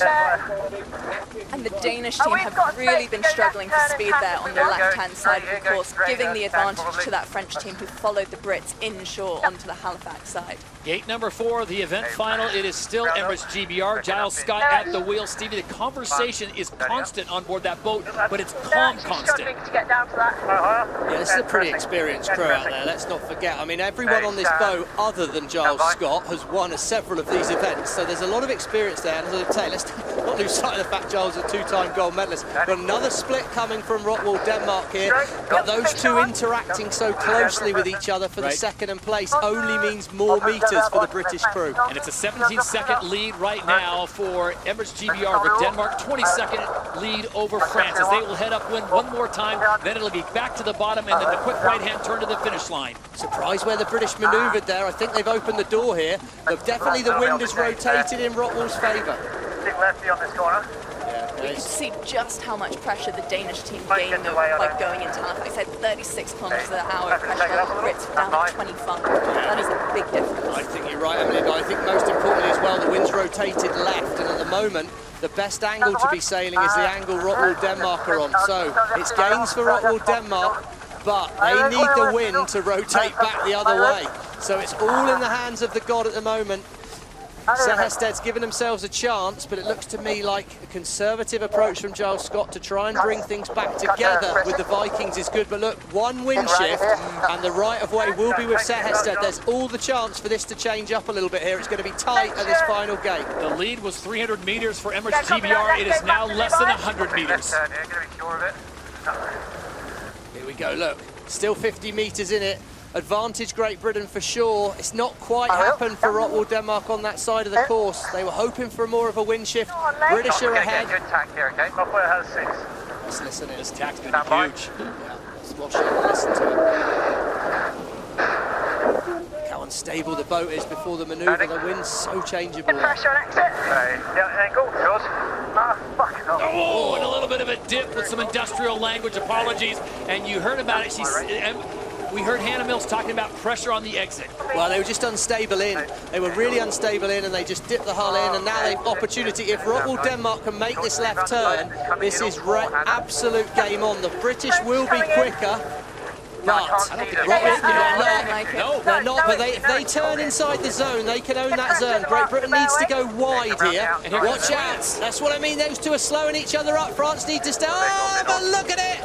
carnage! Oh, the French had to keep clear. They got too high. That's handed it to the British. Rockwell Denmark went full aggression with the French, opened the door for the Emirates Great Britain, and that should be things done. And that's almost game, set, match as Content de la Pierre comes in hot on that gate, and he had nowhere to go, Nikolai. Hested sees the road bump, and both of them now look at the distance that Great Britain has opened up. Well, he did have somewhere to go, Todd. He should have aimed down behind Rockwell Denmark. There was no chance he was going to cross there. He was trying to push it. He was expecting Rockwell Denmark to tack, and Nikolai said, no chance, mate. I'm hanging you out on the side of the course. So a bit of a mistake by the French.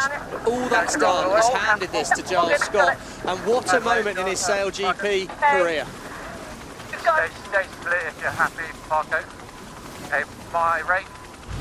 Let's look at this one more time. Here we go, we're on board the French. Crucially, the Danish are coming in. We see Man on there looking at the Danes. They're both looking at the Danes. They're expecting him to turn. He doesn't. Gets too loose on the flight control there, and he had to be out of the way. I mean, that's pretty inexcusable, really. So it was less than 100 meters in a showdown at gate number 5. Turns in to a British walk in the park. Look at this top speed, 93.4 kilometers an hour, and it will be Giles Scott making the turn at mark number 6. Hannah Mills and company on the back of the boat as the British bring it home, and it will be welcome back to the winner's podium. It will be Emirates GBR that claims the win in Canada.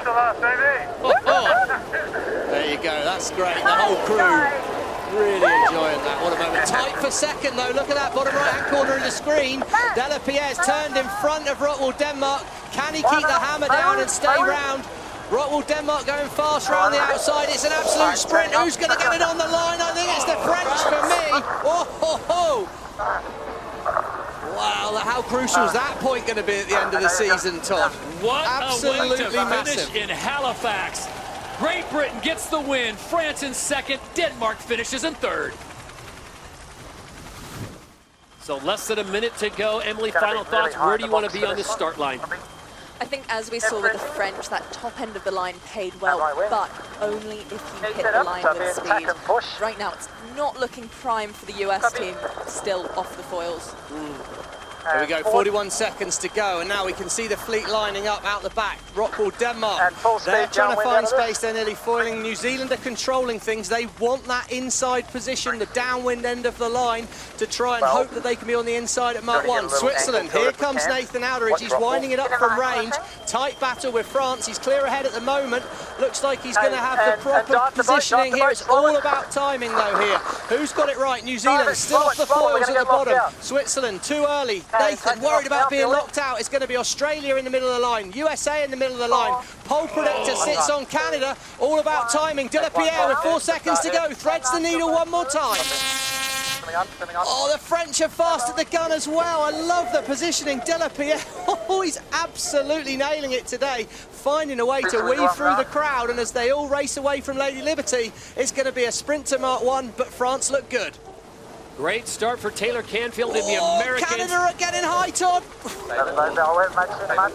Little loose, they got to back it down. Oh, just avoid being last, that's what they said. Here we go, mark number 1. It is the French controlling it the whole shot. They get in the circle first. Then it is Australia, New Zealand, and the Danes. Oh, it's almost a repeat of the first race. New Zealand are going to be the first to manoeuvre away, hoping to follow the French, but Canada, they put themselves in the pack at the back there. They flew too high, got too aggressive, Denmark and Canada also have got a lot of work to do here. Denmark was in a top 5 position, and they came off the foils, and now they sit in dead last. The Americans picking up a penalty as they go out of bounds. Oh, it's so many little mistakes happening. It's really tight after Mark 1. It's great for the fans on Governor's Island there, but the mistakes come fast and furious. And Australia showing a second at the moment. If Slingsby ever needed a race out of the hat, this is it. But they're well positioned on board that green Australian boat now. France, they manoeuvre. They're struggling to stay on the foils. Critical moment for the French team. Still down at 27 kilometers an hour. That's not enough to get foiling. They are going to lose that position to the Brits next. The magic number to look for is 30 kilometers an hour. We see it turn green on the top of the wing there, and that suggests they'll make it, but it's the two old dogs at the front of the fleet. Slingsby, he needs a result. He's getting a result right now, but it's still a race to the final. Canada in there, 6th at the moment. I think that'll be enough for them to hold to a spot in the final. Yeah, my rake. Yeah, we've got a H1 tack here. Yep. At the moment, it is just enough to keep Canada at the top of that leaderboard, 31 points. Kiwis and Great Britain tied on 30, and Australia, it's then a big gap, 25 points. And we've talked about this before, Emily. You can have one bad race in the 5 normal fleet races, but Australia, they finished 3rd in race number 1, they finished 6th in race number 2, and 9th in race number 3. Yeah, right now, if the Aussies have any chance of making the final, they need the Brits to have a bad one. Okay. Right now, the Brits are holding down 5th. Here we go, we're on board Canada along this first leg. So here, Billy Gooderham just pushing that ride height really high, and it gets so loose as they get too high on the foil here. And as they get out of control, they're almost taking the US team out. Look how close those two boats get. You can see them just on the left of the screen. You know how close friends they are. Yeah. Well, yeah, that was certainly a big moment there for Canada. But they kept themselves in the race. Great Britain snuck around there. Giles scored again. Here are the French. Now, how well do they manage to execute this manoeuvre? They get it high again, and the rudders, they just get a bit too slow. No lift on the rudders, and they fall off the foils in the manoeuvre. It's so hard manoeuvring accurately out here in these gusty, changeable conditions. But Australia, big lead at the moment, and for New Zealand, it's all about making the final. It's all about momentum. And at the moment, it looks good for the New Zealand crew to make that final. We don't want to be too... Yeah, as you can see on the top left there, Canada, New Zealand through to the final, GBR through to the final as well, just fighting off the Aussies. Just go right turn, eh? It's interesting how a lot of the crews are choosing to come offshore. They're probably a little bit slightly beneficial current here helping them upwind, and the breeze is definitely good offshore. And as soon as you do get away and open out in the race, Todd, if you are in those front through places, what you want to do is control the environment you're in, which is put yourself in more wind if possible. Well, right now it's showing 13.8 kilometers across the course. Lisa Darmanin, are you seeing any areas down there where there'd be more advantageous pressure here on leg 3 of 7? Angle. A little earlier inverts there. Nose up at this angle. Certainly at the moment looks like a big gain to New Zealand by going that little bit further offshore over the Australians. Looks like New Zealand are well set. Australia will dip behind and will split the course. So Australia should be sailing back to where the New Zealand crew made a gain. So this should be good news for the Australians. Potential advantage, but it's a dynamic, changeable environment at the moment. Nothing highlights that more than seeing the British back to 5th place now, and they'll just be clinging to that place in the final. So at gate 3 is the Aussies and the Kiwis going at it yet again. That's 1st and 3rd in the overall standings as they continue to try to climb and add points to their account. Get ready for the grand showdown coming up in July 13th and 14th in San Francisco. Todd, think about the race for the grand final. When I look at the results on the left there, Denmark in 10th, they so need big points here. France are giving themselves a chance, but Australia, they might not be in the final, but they were showing as being 4th overall, which when you think about the season as a whole, that's going to be a good result to come away from New York with. As it stands right now, it would be Canada, it would be Great Britain, and it would be New Zealand in the final today. There you go, it worked out well for Australia there, Emily. And USA might not come 10th. They're up to 9th at the minute, that is for sure. But Way to go, glass half full. Way to go, glass half full, Em. It's been a good gain, though, coming offshore. So now it's New Zealand heading back to the advantageous side of the course. So it'll be interesting here. There's going to be advantage New Zealand when the two boats meet again. They'll have the right of way, and it's a real tussle between these two titans. And the wind has come up now to 15.2 kilometers an hour as they make their way down to gate number 4. Lisa Darmanin, if you can hear us, are you seeing any other pressure, any other areas on the course that are more advantageous? I need in the back, so there'll be 2 dragons, Phil. Yep. Well, it definitely looks like there's more pressure over towards Lady Liberty, which is where we're seeing the gains. Also good shifts, which means there is a little bit of opportunity to sail less distance. The tide is starting to rip out of the Hudson, so that's also playing with the game a little bit. One thing that's really interesting is we have had a few teams really fall off the foils dramatically, so a little bit of messy chop out here, I think, messing everybody about. Good to know. So they make their way through gate number 4. They'll head back down, and then it's up one more time, and then the right-hand turn to the finish line. And now the fleet in full pursuit of Slingsby and Burling. You've got France, you've got Canada, and you've got Emirates GBR. Yeah, and you can see these blue marks on our screen running up. That's the direction of flow of the current. So it means making it down to this gate 4 is tricky to judge. You don't want to cut it too fine, otherwise the treadmill's going against you and it's stopping you get round that mark. So it's a really tight moment at the bottom of the course when you're round there. breathe a sigh of release as the treadmill's taking you up towards the next gate. Yeah, and when we looked at the tidal models for today, we could see that there was more flow along that shore. So that suggests why these teams are all trying to get close into Governor's Island, even though we know there is a little bit less wind there.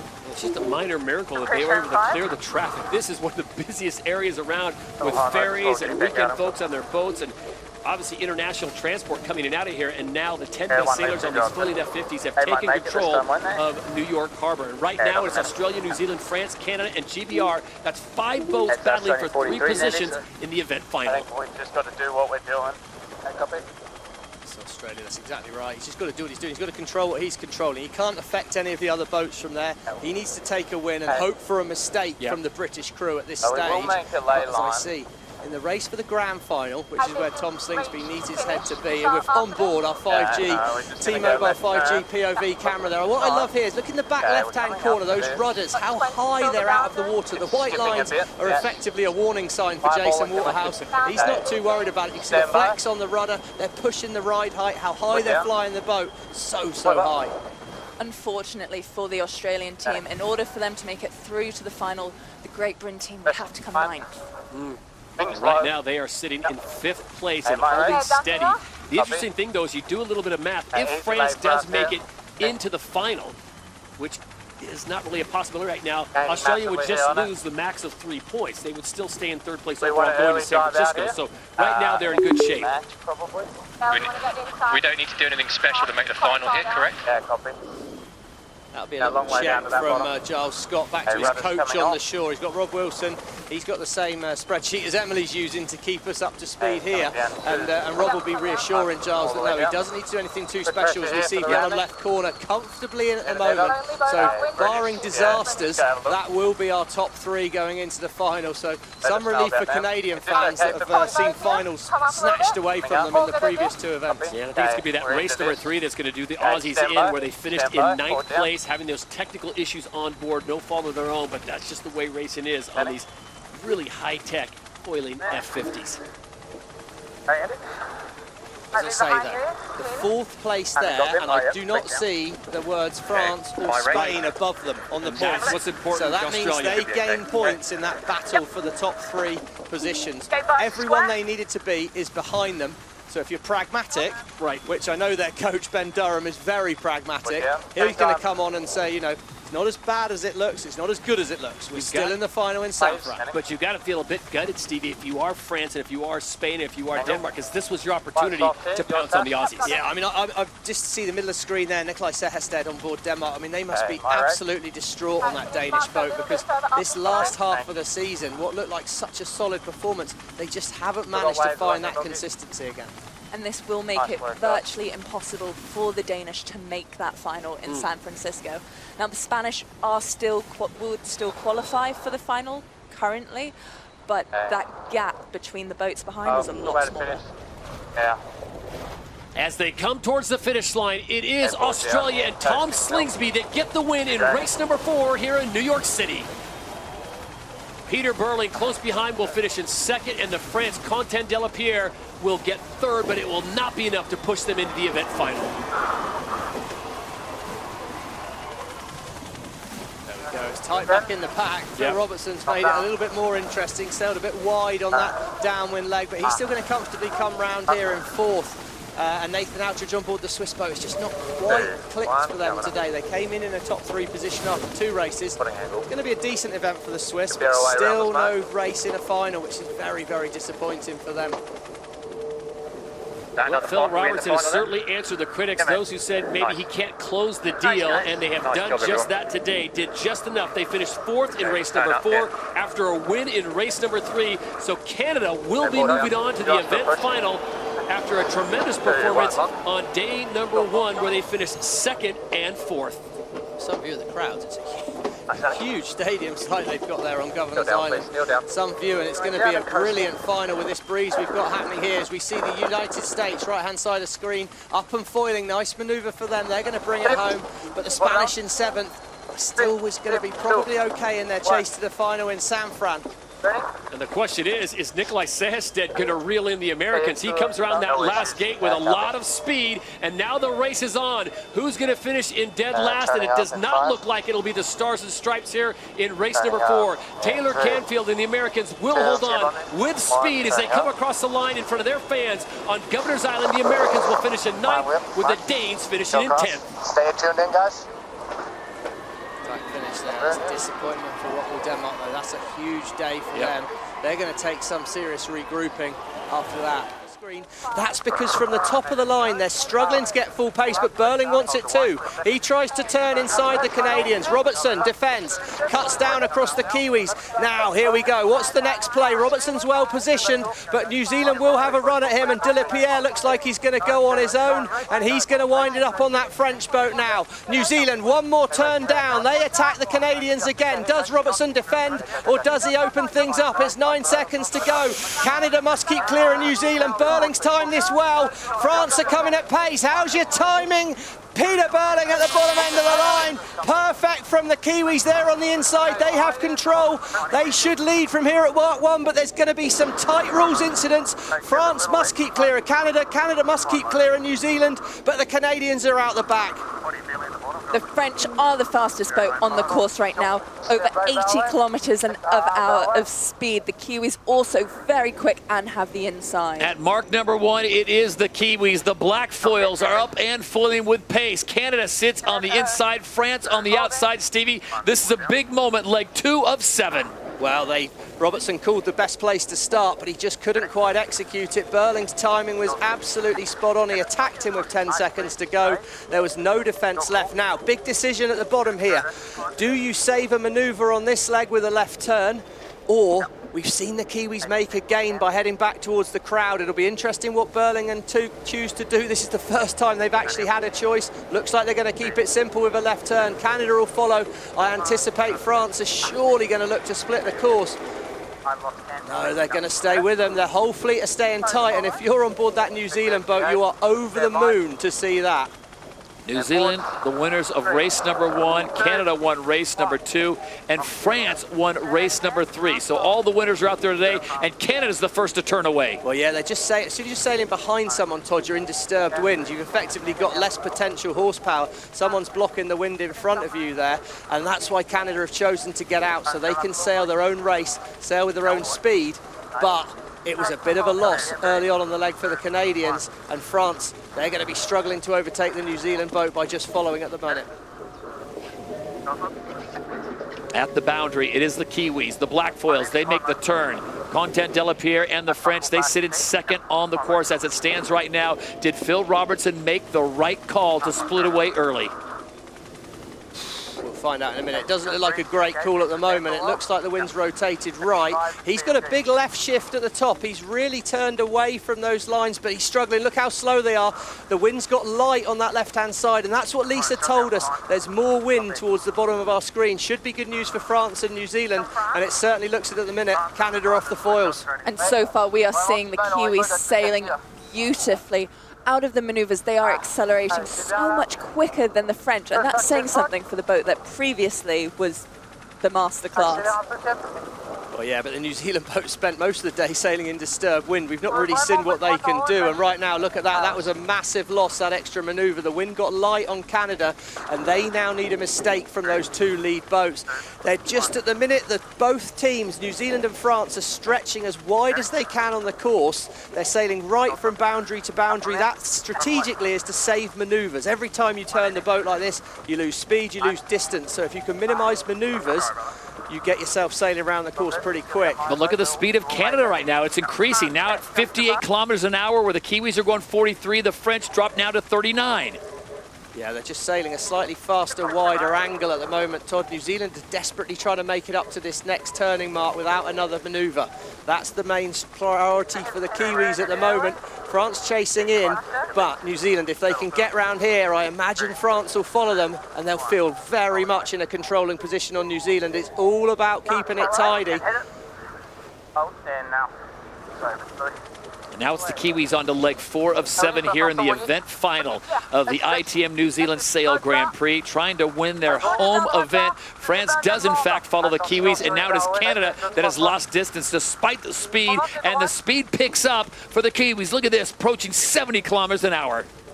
The French currently with the fastest average speed around the course, slightly closing that gap with the Kiwis, but will it be enough? And that's just classic of the French. They like to sail the boat fast, but normally the consequence of sailing the boat fast is you're sailing a little bit more distance. It's always a little way up. Do you sail less distance or do you sail faster? And New Zealand at the moment, what I like about the French right here is the Kiwis continually are making the right moves. So don't do the wrong move and give them the race easily. At the minute the French are staying there, once we're halfway up the next upwind leg, De La Pierre's going to have to try something. He can't continue to follow the Kiwis, but at the moment it's not a terrible strategy because you just keep the pressure on the Kiwis and you see if they're going to crack under that pressure.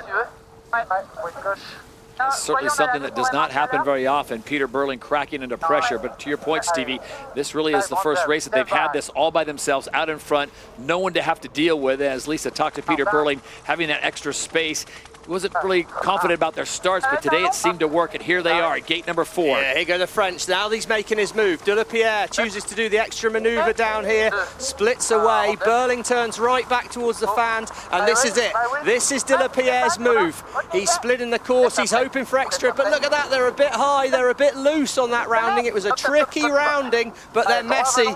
They're messy on the French boat there. They've got slow. Should be good news for the Kiwis, but when they next come back together, whoever is ahead, I think, will look to take the win here because they're going to have a big advantage. Currently, we have slightly more pressure on that offshore side, as we've seen before with the French, but not a lot.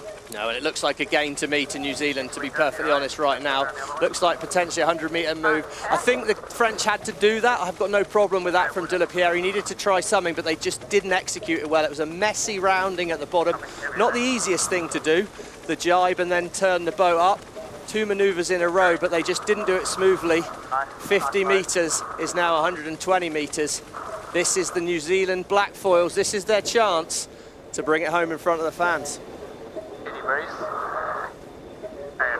Now, if they take the win here, it's not just the event that they are going to win. They are going to take the lead on the overall season leaderboard. And a very tidy maneuver there by the Black Foils.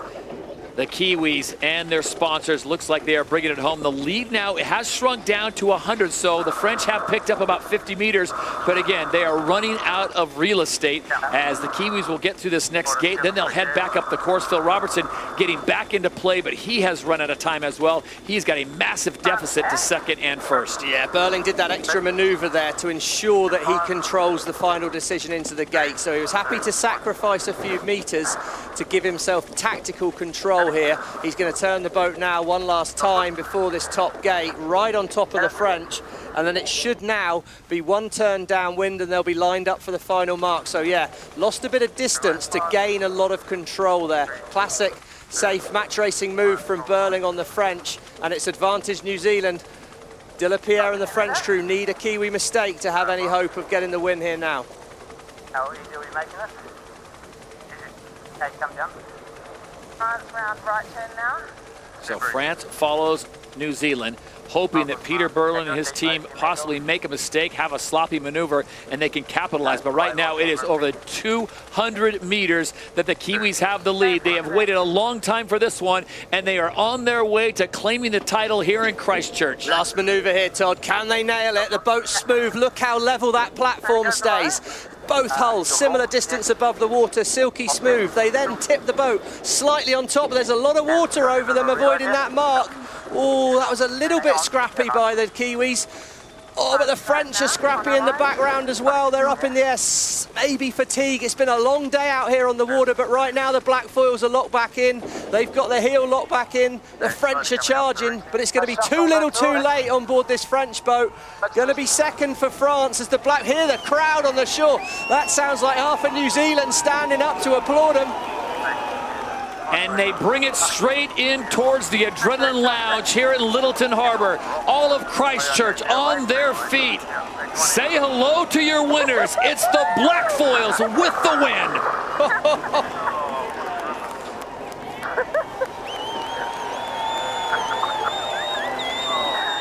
Nothing the Kiwis like more than a hometown win, and France bring it home in second. Quentin de la Pierre, well, he's a pragmatic guy. For the season, massive, massive moment for the French. That could put them back into the top three, back into that dream of making the grand final in San Francisco later in season 4. But have a look at that for the New Zealand crew. Burling, he's pumped. The fans are pumped. What a day's racing. And look at the size of the crowd that turned out. They were disappointed yesterday that there was no racing. Certainly worth the wait today. Action from the very start, and it is the hometown favorites, the Black Foils, that get the win here at the ITM New Zealand Sail Grand Prix. Here we go, 1 minute away as they get themselves into the start box position. 9 teams out racing, with the USA unable to go this weekend. That's going to hurt their points chances. Meanwhile, at the other end of the table, New Zealand now on top on the overall standings, 68 points. Australia, the 3-time reigning champions, sitting in second with 59. Always so much to be learnt in the first race of the day in the new venue here as we see the start line, red line across the bottom of our screen. That blue triangle in the middle, that's effectively our pole position. That's the perfect place to start. However, we know that so often it's about hitting the line at full speed. That's the absolute key to getting this right. Late into the box, right-hand side of our screen. Great Britain and Rockwool Denmark already up and foiling. Top of the line, New Zealand are already in. France looking for a late run, I think, with 15 seconds to go. Favoured pole position at the moment is this star at the top of the mast here, suggests the best place to stay on Canada. Australia now show us the best. Middle of the line, big gap for Australia. How's your timing, Tom Slingsby, in the middle there? Perfect start for the Australians. That's absolute magic from Tom Slingsby. Disaster in New Zealand, but back with a bang here in Bermuda. Hard dust here in 2, 1, up on. And as they approach mark number 1, it is the Aussies and the French out in front. We've got 7 legs here on race number 1 here at the Apex Group Bermuda Sail Grand Prix. Tactical control with Slingsby on board the Australian boat there, and he used it well, gave the French a little nudge. He leads de la Pierre around mark 1. It's tight in the pack though. New Zealand somewhere near the back. Rockwool Denmark, they're all chasing the Aussies as they're already setting up. Looking at mark 2, Tash Bryant in the back there. She's got to head out the boat. Strategist, got to be looking around, finding the opportunities. Just entering the boundary on board France. Suddenly the right of way turns to the French. Australia have got to keep clear. They manoeuvre fast in front there. Both boats should be well lined up for gate 2. Perfect manoeuvres by those 2 boats. And it's just about execution of boat speed from here. Look at these speeds, easily in the 60 kilometers an hour. Yep, here we've got France, fastest boat on the water at the moment, 69 kilometers an hour, but the Australians are hot on their heels. Now, for those of you in the US, miles per hour, 44 miles per hour. So it's Australia out in front, France and Canada, the top 3. And let's not forget, Stevie, Canada unable to practice yesterday as they were doing some testing for the T-foils. That comes up next season. They were out early today, though, the Canadians. They put an aggressive move back here. Switzerland have got to keep clear. Tight manoeuvre for the Swiss. Can he keep out the way? Right of way now with Canada. Switzerland needs to keep clear. It's going to be tricky for Switzerland from here. First round, Australia. Second, France. And then to split the course, it's Canada. Great opportunity now, Todd, to learn a bit about the course. Was it good to do the left turn as the Australians have, or good for the Canadians doing the right? Well, the Canadians certainly made life difficult for Switzerland as they pick up a penalty. Nathan Outridge now almost comes to a dead stop, and now they're a complete roadblock as Emirates, GBR, and Denmark try to work around them. It was always hard where the Swiss had to manoeuvre right in front of the Canadians. Phil Robertson, aggressive move, beautifully executed by that Canadian team. And yeah, the Swiss are out the back door here. As soon as you're off the foils, it's going to be very painful today. Ready for attack. Stand by. On down in 3. And here we've got the wind speed across the course, so it's fairly even. The Australians on the top of the screen, 26 kilometers an hour. Canadians at the bottom, a little bit less. We did see them with similar numbers before, but clearly going into a lull now towards the center of the course. Throwing a lot of numbers at you here. This is race number 1, leg 3 of 7, and France has now come off the foils. Oh, Todd, another unforced error. You just can't afford that in these conditions. It's flat water, it's easy foiling. These are silly mistakes from the cruisers. troubles early on in the day here. We'd not expect that, and that's going to cause them a lot of problems. Really, they've lost a lot of distance. Canada already through the fleet, and we can see at the top of their mast there, look, Canada 100%, Australia 100%, but France 91%. Foiling efficiency, they fell off the foils, they've been punished.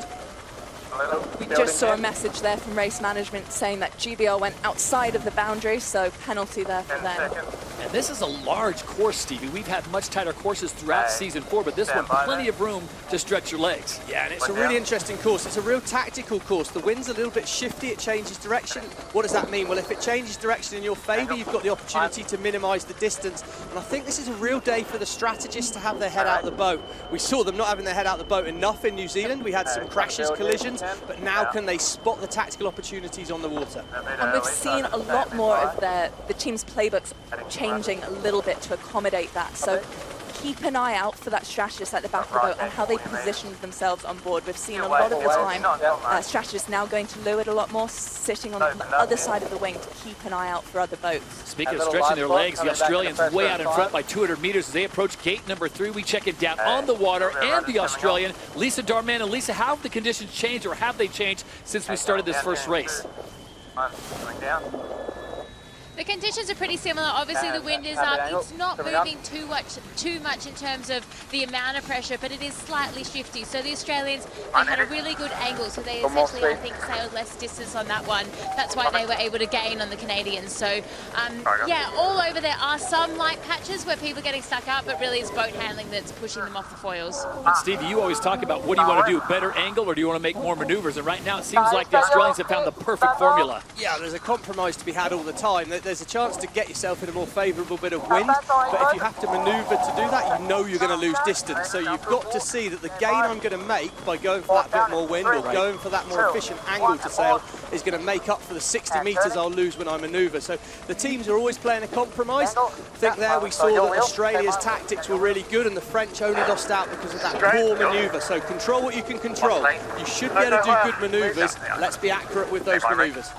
And here is exactly what you've just said, but in number form. So the Australians sailed the shortest amount of distance compared to the Canadians and French, and that's how they've stretched away. So had their eyes out the boat, spotting the correct shifts, and because of that, they're able to sail less distance. Almost all the teams now of the 9 that are out on the water. The Americans, of course, not sailing today. The 9 are all on to leg number 4 of 7, but Australia way out in front. Then it's Canada, France, New Zealand. Remember, it's 10 points for a win, all the way down to 1 point for last place, but everyone's trying to accumulate enough points that they make it into the top 3 and the event final coming up tomorrow. Doesn't seem too mentally jaded by what happened at the last event in New Zealand, Tom Slingsby does. He's absolutely clinical for the Australians. You know, they've been here, they've sailed here a lot before. They are the ultimate champions of SailGP, 3 times overall season champions, and just absolute perfection so far from these Aussies. And Stevie, I want to stay with Australia because a lot of us, we were talking about Tom Slingsby. How would he react to having those points deducted? When you saw that incident, was there room for him to do anything else? Of course, he was trying to stay away and not run into the Canadians and Phil Robertson, but was there room, in hindsight, what could he have done differently? Hindsight's very easy, isn't it? I think he could have maybe seen the situation coming a fraction earlier. I think it probably jumped up on him once he started reacting. I think maybe his only decision was that, but I would have thought, in hindsight, he could look back and say, I could have seen that earlier. But the most important thing, he will have analysed it. He will have hopefully put it to bed in his head. We know how much Tom likes to kind of carry these things, but clearly right now we see middle of our screen working their way back into the wind, nearly 300 metres ahead of the next boat. He's clearly put those gremlins away from him right now, and that Australian boat's sailing well. But don't underestimate the team around him. He's got a very strong team. People like Carl Langford, Kinley Fowler, Tash Bryan at the back. They'll have all had a word with him. Don't worry, Tom. Let's just get the ship moving forward again. And we also know just how skilled all of those sailors are. Looking at the data from yesterday in the practice racing, one of the things that we noticed was that their platform is the most stable. They're foiling almost the highest, but they're moving so minimal in that range, and that's all down to Jason Waterhouse. Leg 5 of 7. This is race number 1 of 3 here. The first day of racing at the Apex Group Bermuda Sail Grand Prix. If you're just joining us, the U.S. team capsized yesterday, damaged their wing. They can't race. The Australians coming off an 8-point season point deduction, which bumped them from first into second place behind this team, the Black Foils of New Zealand. Lisa Darmanin, you're Australian. You've been around that team a lot there on site. How confident are the Aussies with this boat? Because they had to do so much work on it. The electronics, the hydraulics, everything else. It looks like it's sailing pretty nice. I mean, I think the Australians, they really haven't let it phase them. Obviously, they've turned up, they've got a new beam, and they had one day sort of practicing, just checking that, you know, everything was working properly. But these are really their conditions, especially if they get round Mark 1 first. They are just so happy. That team is so in tune from the back of the boat to the front of the boat, and I think that's what we're seeing right now. They're in front, but they're not playing it safe. They're just pushing and extending their lead. So this team, this is where they really came together back in 2017 with the addition of Jason and Tash, but I think they're just having a great time sailing here, to be honest. It looks fantastic. I'm a little jealous. It does look perfect. I think what's noticeable, they all look so comfortable. The whole Australian team, they're all sat a little bit lower in the boat most of the time. I think that's a consequence of the water being flatter here, the wind being quite steady. The Aussies are really looking at the low-winded setup, but we see Canada second place. New Zealand, they have the right of way here. They've closed the gap on the French, potentially past the French here, moved by the Black Foils up through the fleet. Canada probably going to have to do one more manoeuvre to get round unless they can just squeeze it up to that right turn in a few moments' time. New Zealand look good though. They're going to split left. Canada are going to look to turn right. Another chance for a gain here by the Black Foils. They're on the charge. 5, 3, 2, 1, turning now. And the voice of Phil Robertson as the Canadians split the course as the Kiwis go left, the Canadians go right. It looks like Content de la Pierre and the French will follow the Black Foils around that left side of the next gate. So Australia way out in front. Then you've got New Zealand, Canada, and France, and Germany now appearing in the top 5. Everyone battling for a 10 points. That's for the win.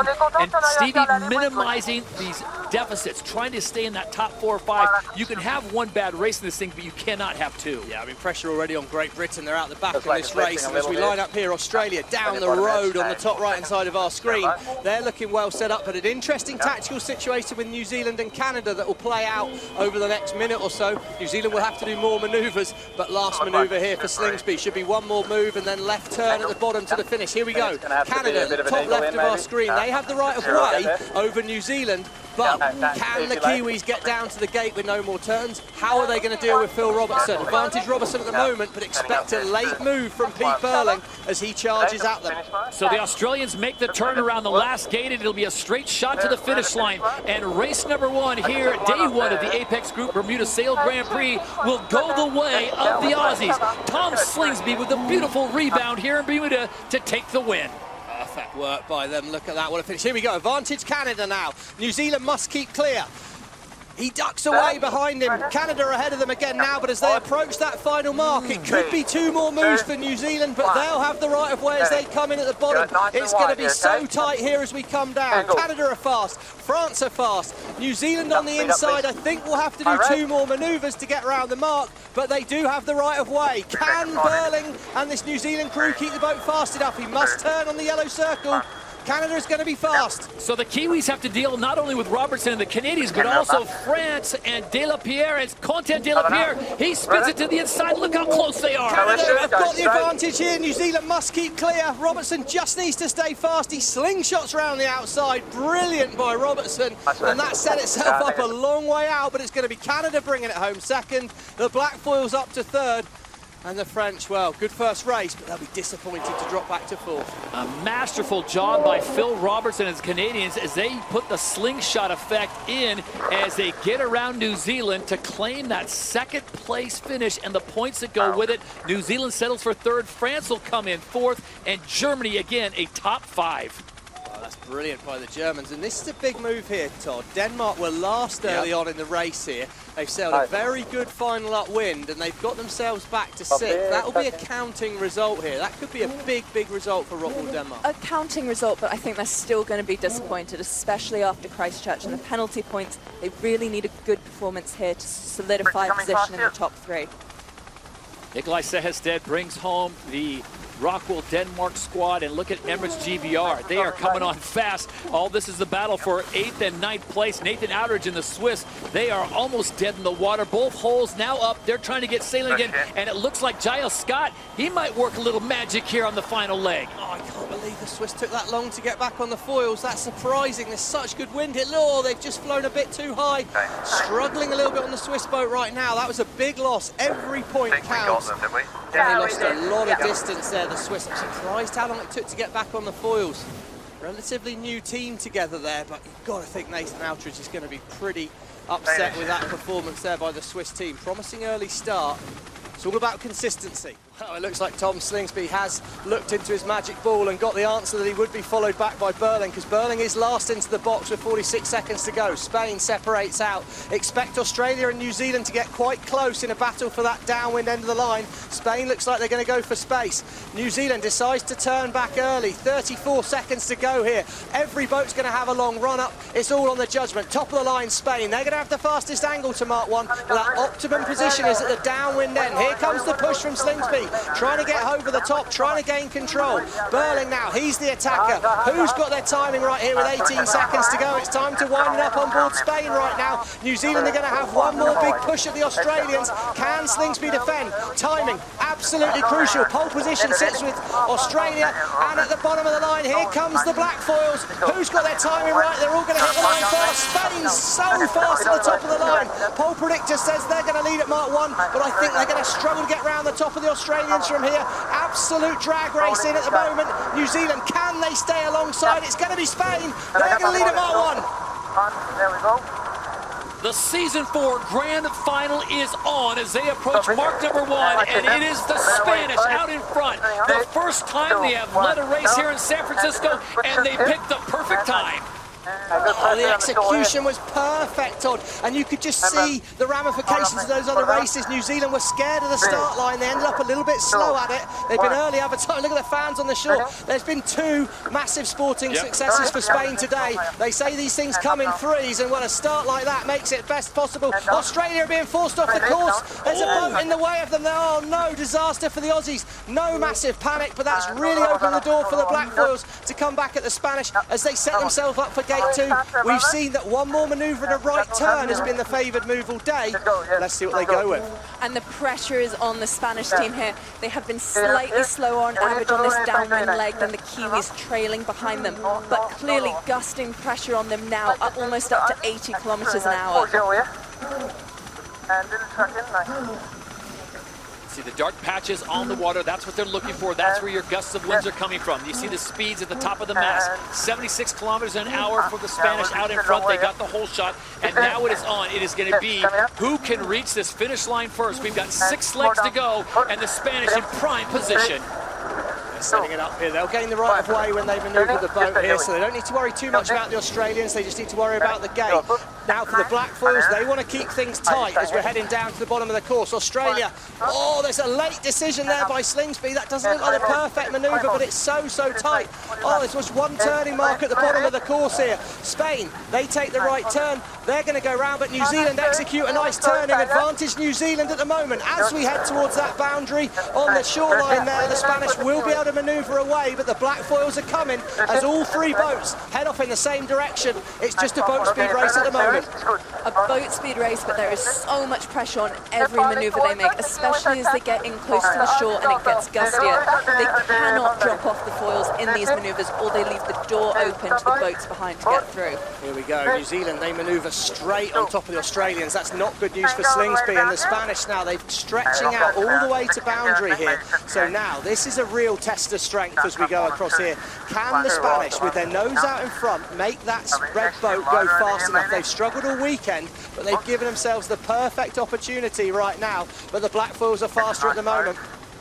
And there you get a good idea of just how big that lead is. It's about 100 meters with Spain at the top of your screen. The red and yellow. Then it's New Zealand in second place, Australia in third. All 3 teams with 100% fly time so far. On average, we're seeing the Spanish push that ride height just a little bit more than the other 2, really putting that pressure on themselves to get there first. Hard moment for the Australians across there, but I think it's going to get hard for the Kiwis from here because Spanish focus will go on to that second place boat right now. They'll try and put the boat directly into the wind of the New Zealand boat, try and block the wind down to the New Zealand boat as we're on board the T-Mobile for Business POV camera, and that's a pretty smooth tack out there. But Lisa, we can see all the boats heading back towards the shoreline. Where's the advantage at the minute? The shoreline has definitely been paying all day. What's really interesting though is the whole course has gotten way flatter, so that tide is probably ripping in now, so that's flattening the waves out. So they can probably push the boat, like Emily was saying with the ride height. It has gotten a little bit lighter as well, so they can probably push the boat even more. So it'll be interesting. It is neck and neck here. Anything can happen still. Oh, they're in a really good patch of wind on that shoreline, Todd. Spain have the right of way here, but the Australians have gone so fast across there. It's going to be a big blocking move by the Spanish. New Zealand now have some space, but they're back in third, but there's nothing in this. When the boats come back together, New Zealand will have the right of way, but are they close enough to make that count? Coming up on the halfway point here, the grand final, leg 3 of 6. It is Spain barely ahead of the Australians, and there you see on the left side of your screen, it is New Zealand. So who is going to make the right decision here as they approach the gate? Speeds are looking good on those teams close to the shore, Spain and Australia. Kiwis looking a little bit slower on average offshore. I just think there's more wind up on that shoreline. They were in a big patch of breeze up there, the Spanish and the Australians, but there's still plenty to go here in this race, but the Blackfalls have got a problem. They've got to find a way through, and there's not going to be easily found. Spain positioning themselves perfectly. They've maybe sailed a little bit further than they needed to here. Could have been right in front of the Australians there. Slight mistake by the Spanish. They will lead at this gate, but they could have hurt the Australians into here. It is a safe place for them to maneuver though. They can put the bow down, sail a wider angle, accelerate. As you can see here, 69, 70 kilometers an hour for the Spanish team. And watch this as they hit the turbo and make the turn. Look at the speeds. Ooh, 90k an hour around that mark. And here we go, roll of the dice for New Zealand. Desperation times for the Blackfoils. They've been so dominant in season 4, but it doesn't matter. The Spanish boat, who've also really been the surprise act of the whole season. Well, look at them. Go the Gambas. All the points are washed away to Stevie's point, although the Kiwis came into this one on 93 points, well clear of Australia and Spain. Those scores marked away. It is all one race for the title. Okay, look at the Spanish go, and of course, Wimbledon was won today by Carlos Alcaraz. The European Football Championships was won today by the Spanish. And here we go. They're going for the triple. Feels like it. Feels like momentum's on their side, doesn't it? But the Australians are not going away anywhere. New Zealand have sailed away from wind. There's definitely more wind by that shore. We'll keep it close here, guys. We'll take them on the next beat. Oh, good call. Good call. That's solid call. It's not the time to roll it away. You don't. If you want to overtake someone, you don't deliberately do the wrong thing. You've got to keep the pressure on. Slingsby's been in this situation. Diego Botín has never been in a situation where he's got in his hands at the moment, he holds the SailGP Season 4 trophy. Diego Botín now operating with a 100-meter lead. He does not know what Tom Slingsby is planning, but he's got to know, Stevie, Tom Slingsby is going to take some chances. He's got one more leg to do it. And they're setting up here for that final maneuver downwind to that bottom gate. It's a right turn in. There's no options here, so they'll be headed back in towards the shore where they had better breeze. It's pretty nice for the Spanish that there is only one mark at the bottom there, where that gate's unfortunately we've just ended up with one mark, and it just means total control for the Spanish because Australia have to follow. Okay, the Australians are going to want to try and keep this. They're going to set it up after the next manoeuvre. They'll try and manoeuvre away first and then rely on their boat speed to get around the Spanish. But New Zealand, wow, huge loss by sailing away from that shore. You can see here the Spanish keep trying to sail that slightly higher mode. So they're a little bit slower than Australia, but they're sailing a shorter distance up the course, and that's just to get a tactical advantage over They missed the Australia. manoeuvre. Australia dipping both poles. They missed that. Still The off of board's one. not gone down. You can see the board's not locking. Oh, that's Huge the gains board's to not. Spain. That's a disaster. That's a tech issue. The board's now locked. Big mistake on the tack there. As they turned the boat, the board needed to click onto the lock. It didn't. Oh, it'll be interesting to find out what that was, but that's going to be absolutely disastrous. It's a 150-metre, nearly 200-metre lead for Spain now. Oh, is this the crowning moment for this Spanish team? Could this be a Cinderella story played out on the water? Look at this one more time. Here we go. We set up for the maneuver here. They turn the boat. It's that foil on the left-hand side of our screen. See how it starts to come up? It's coming up. It's not locked down properly. And then as of that, the boat doesn't stay on the foils. Disaster for the Australians.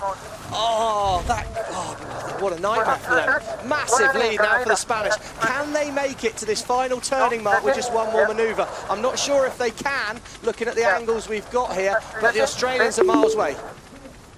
Keep it going. Yeah, exactly. Solid, Diego. I think you've nailed it, mate. Just got to keep it calm. They've got to respect the basics. Now, that yellow line there, that is the ley line. So that means once they've passed that, they should be able to do this one final maneuver and then make it to the final turning mark with no more turns. This is it. Season 4 is going to be Spanish. They've still got a little distance to go, then they'll hit the last gate, they'll make a quick left-hand turn, and then it's towards the shore. Barring any major disaster, Spain will be celebrating well into the night, and here we go. Spain bringing it home. There's mark number 5, there's the finish line, there's the San Francisco skyline in the distance.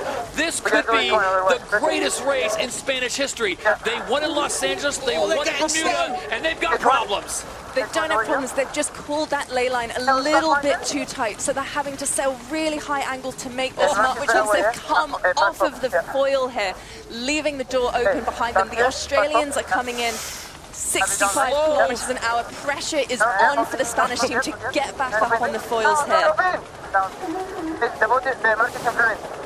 Here comes Australia, they make the turn, and now it's a drag race to the finish line. Can the Spanish get it done? They've got 100 meters to go. Come on! And they will get it. Vamos España, Spain claims season 4.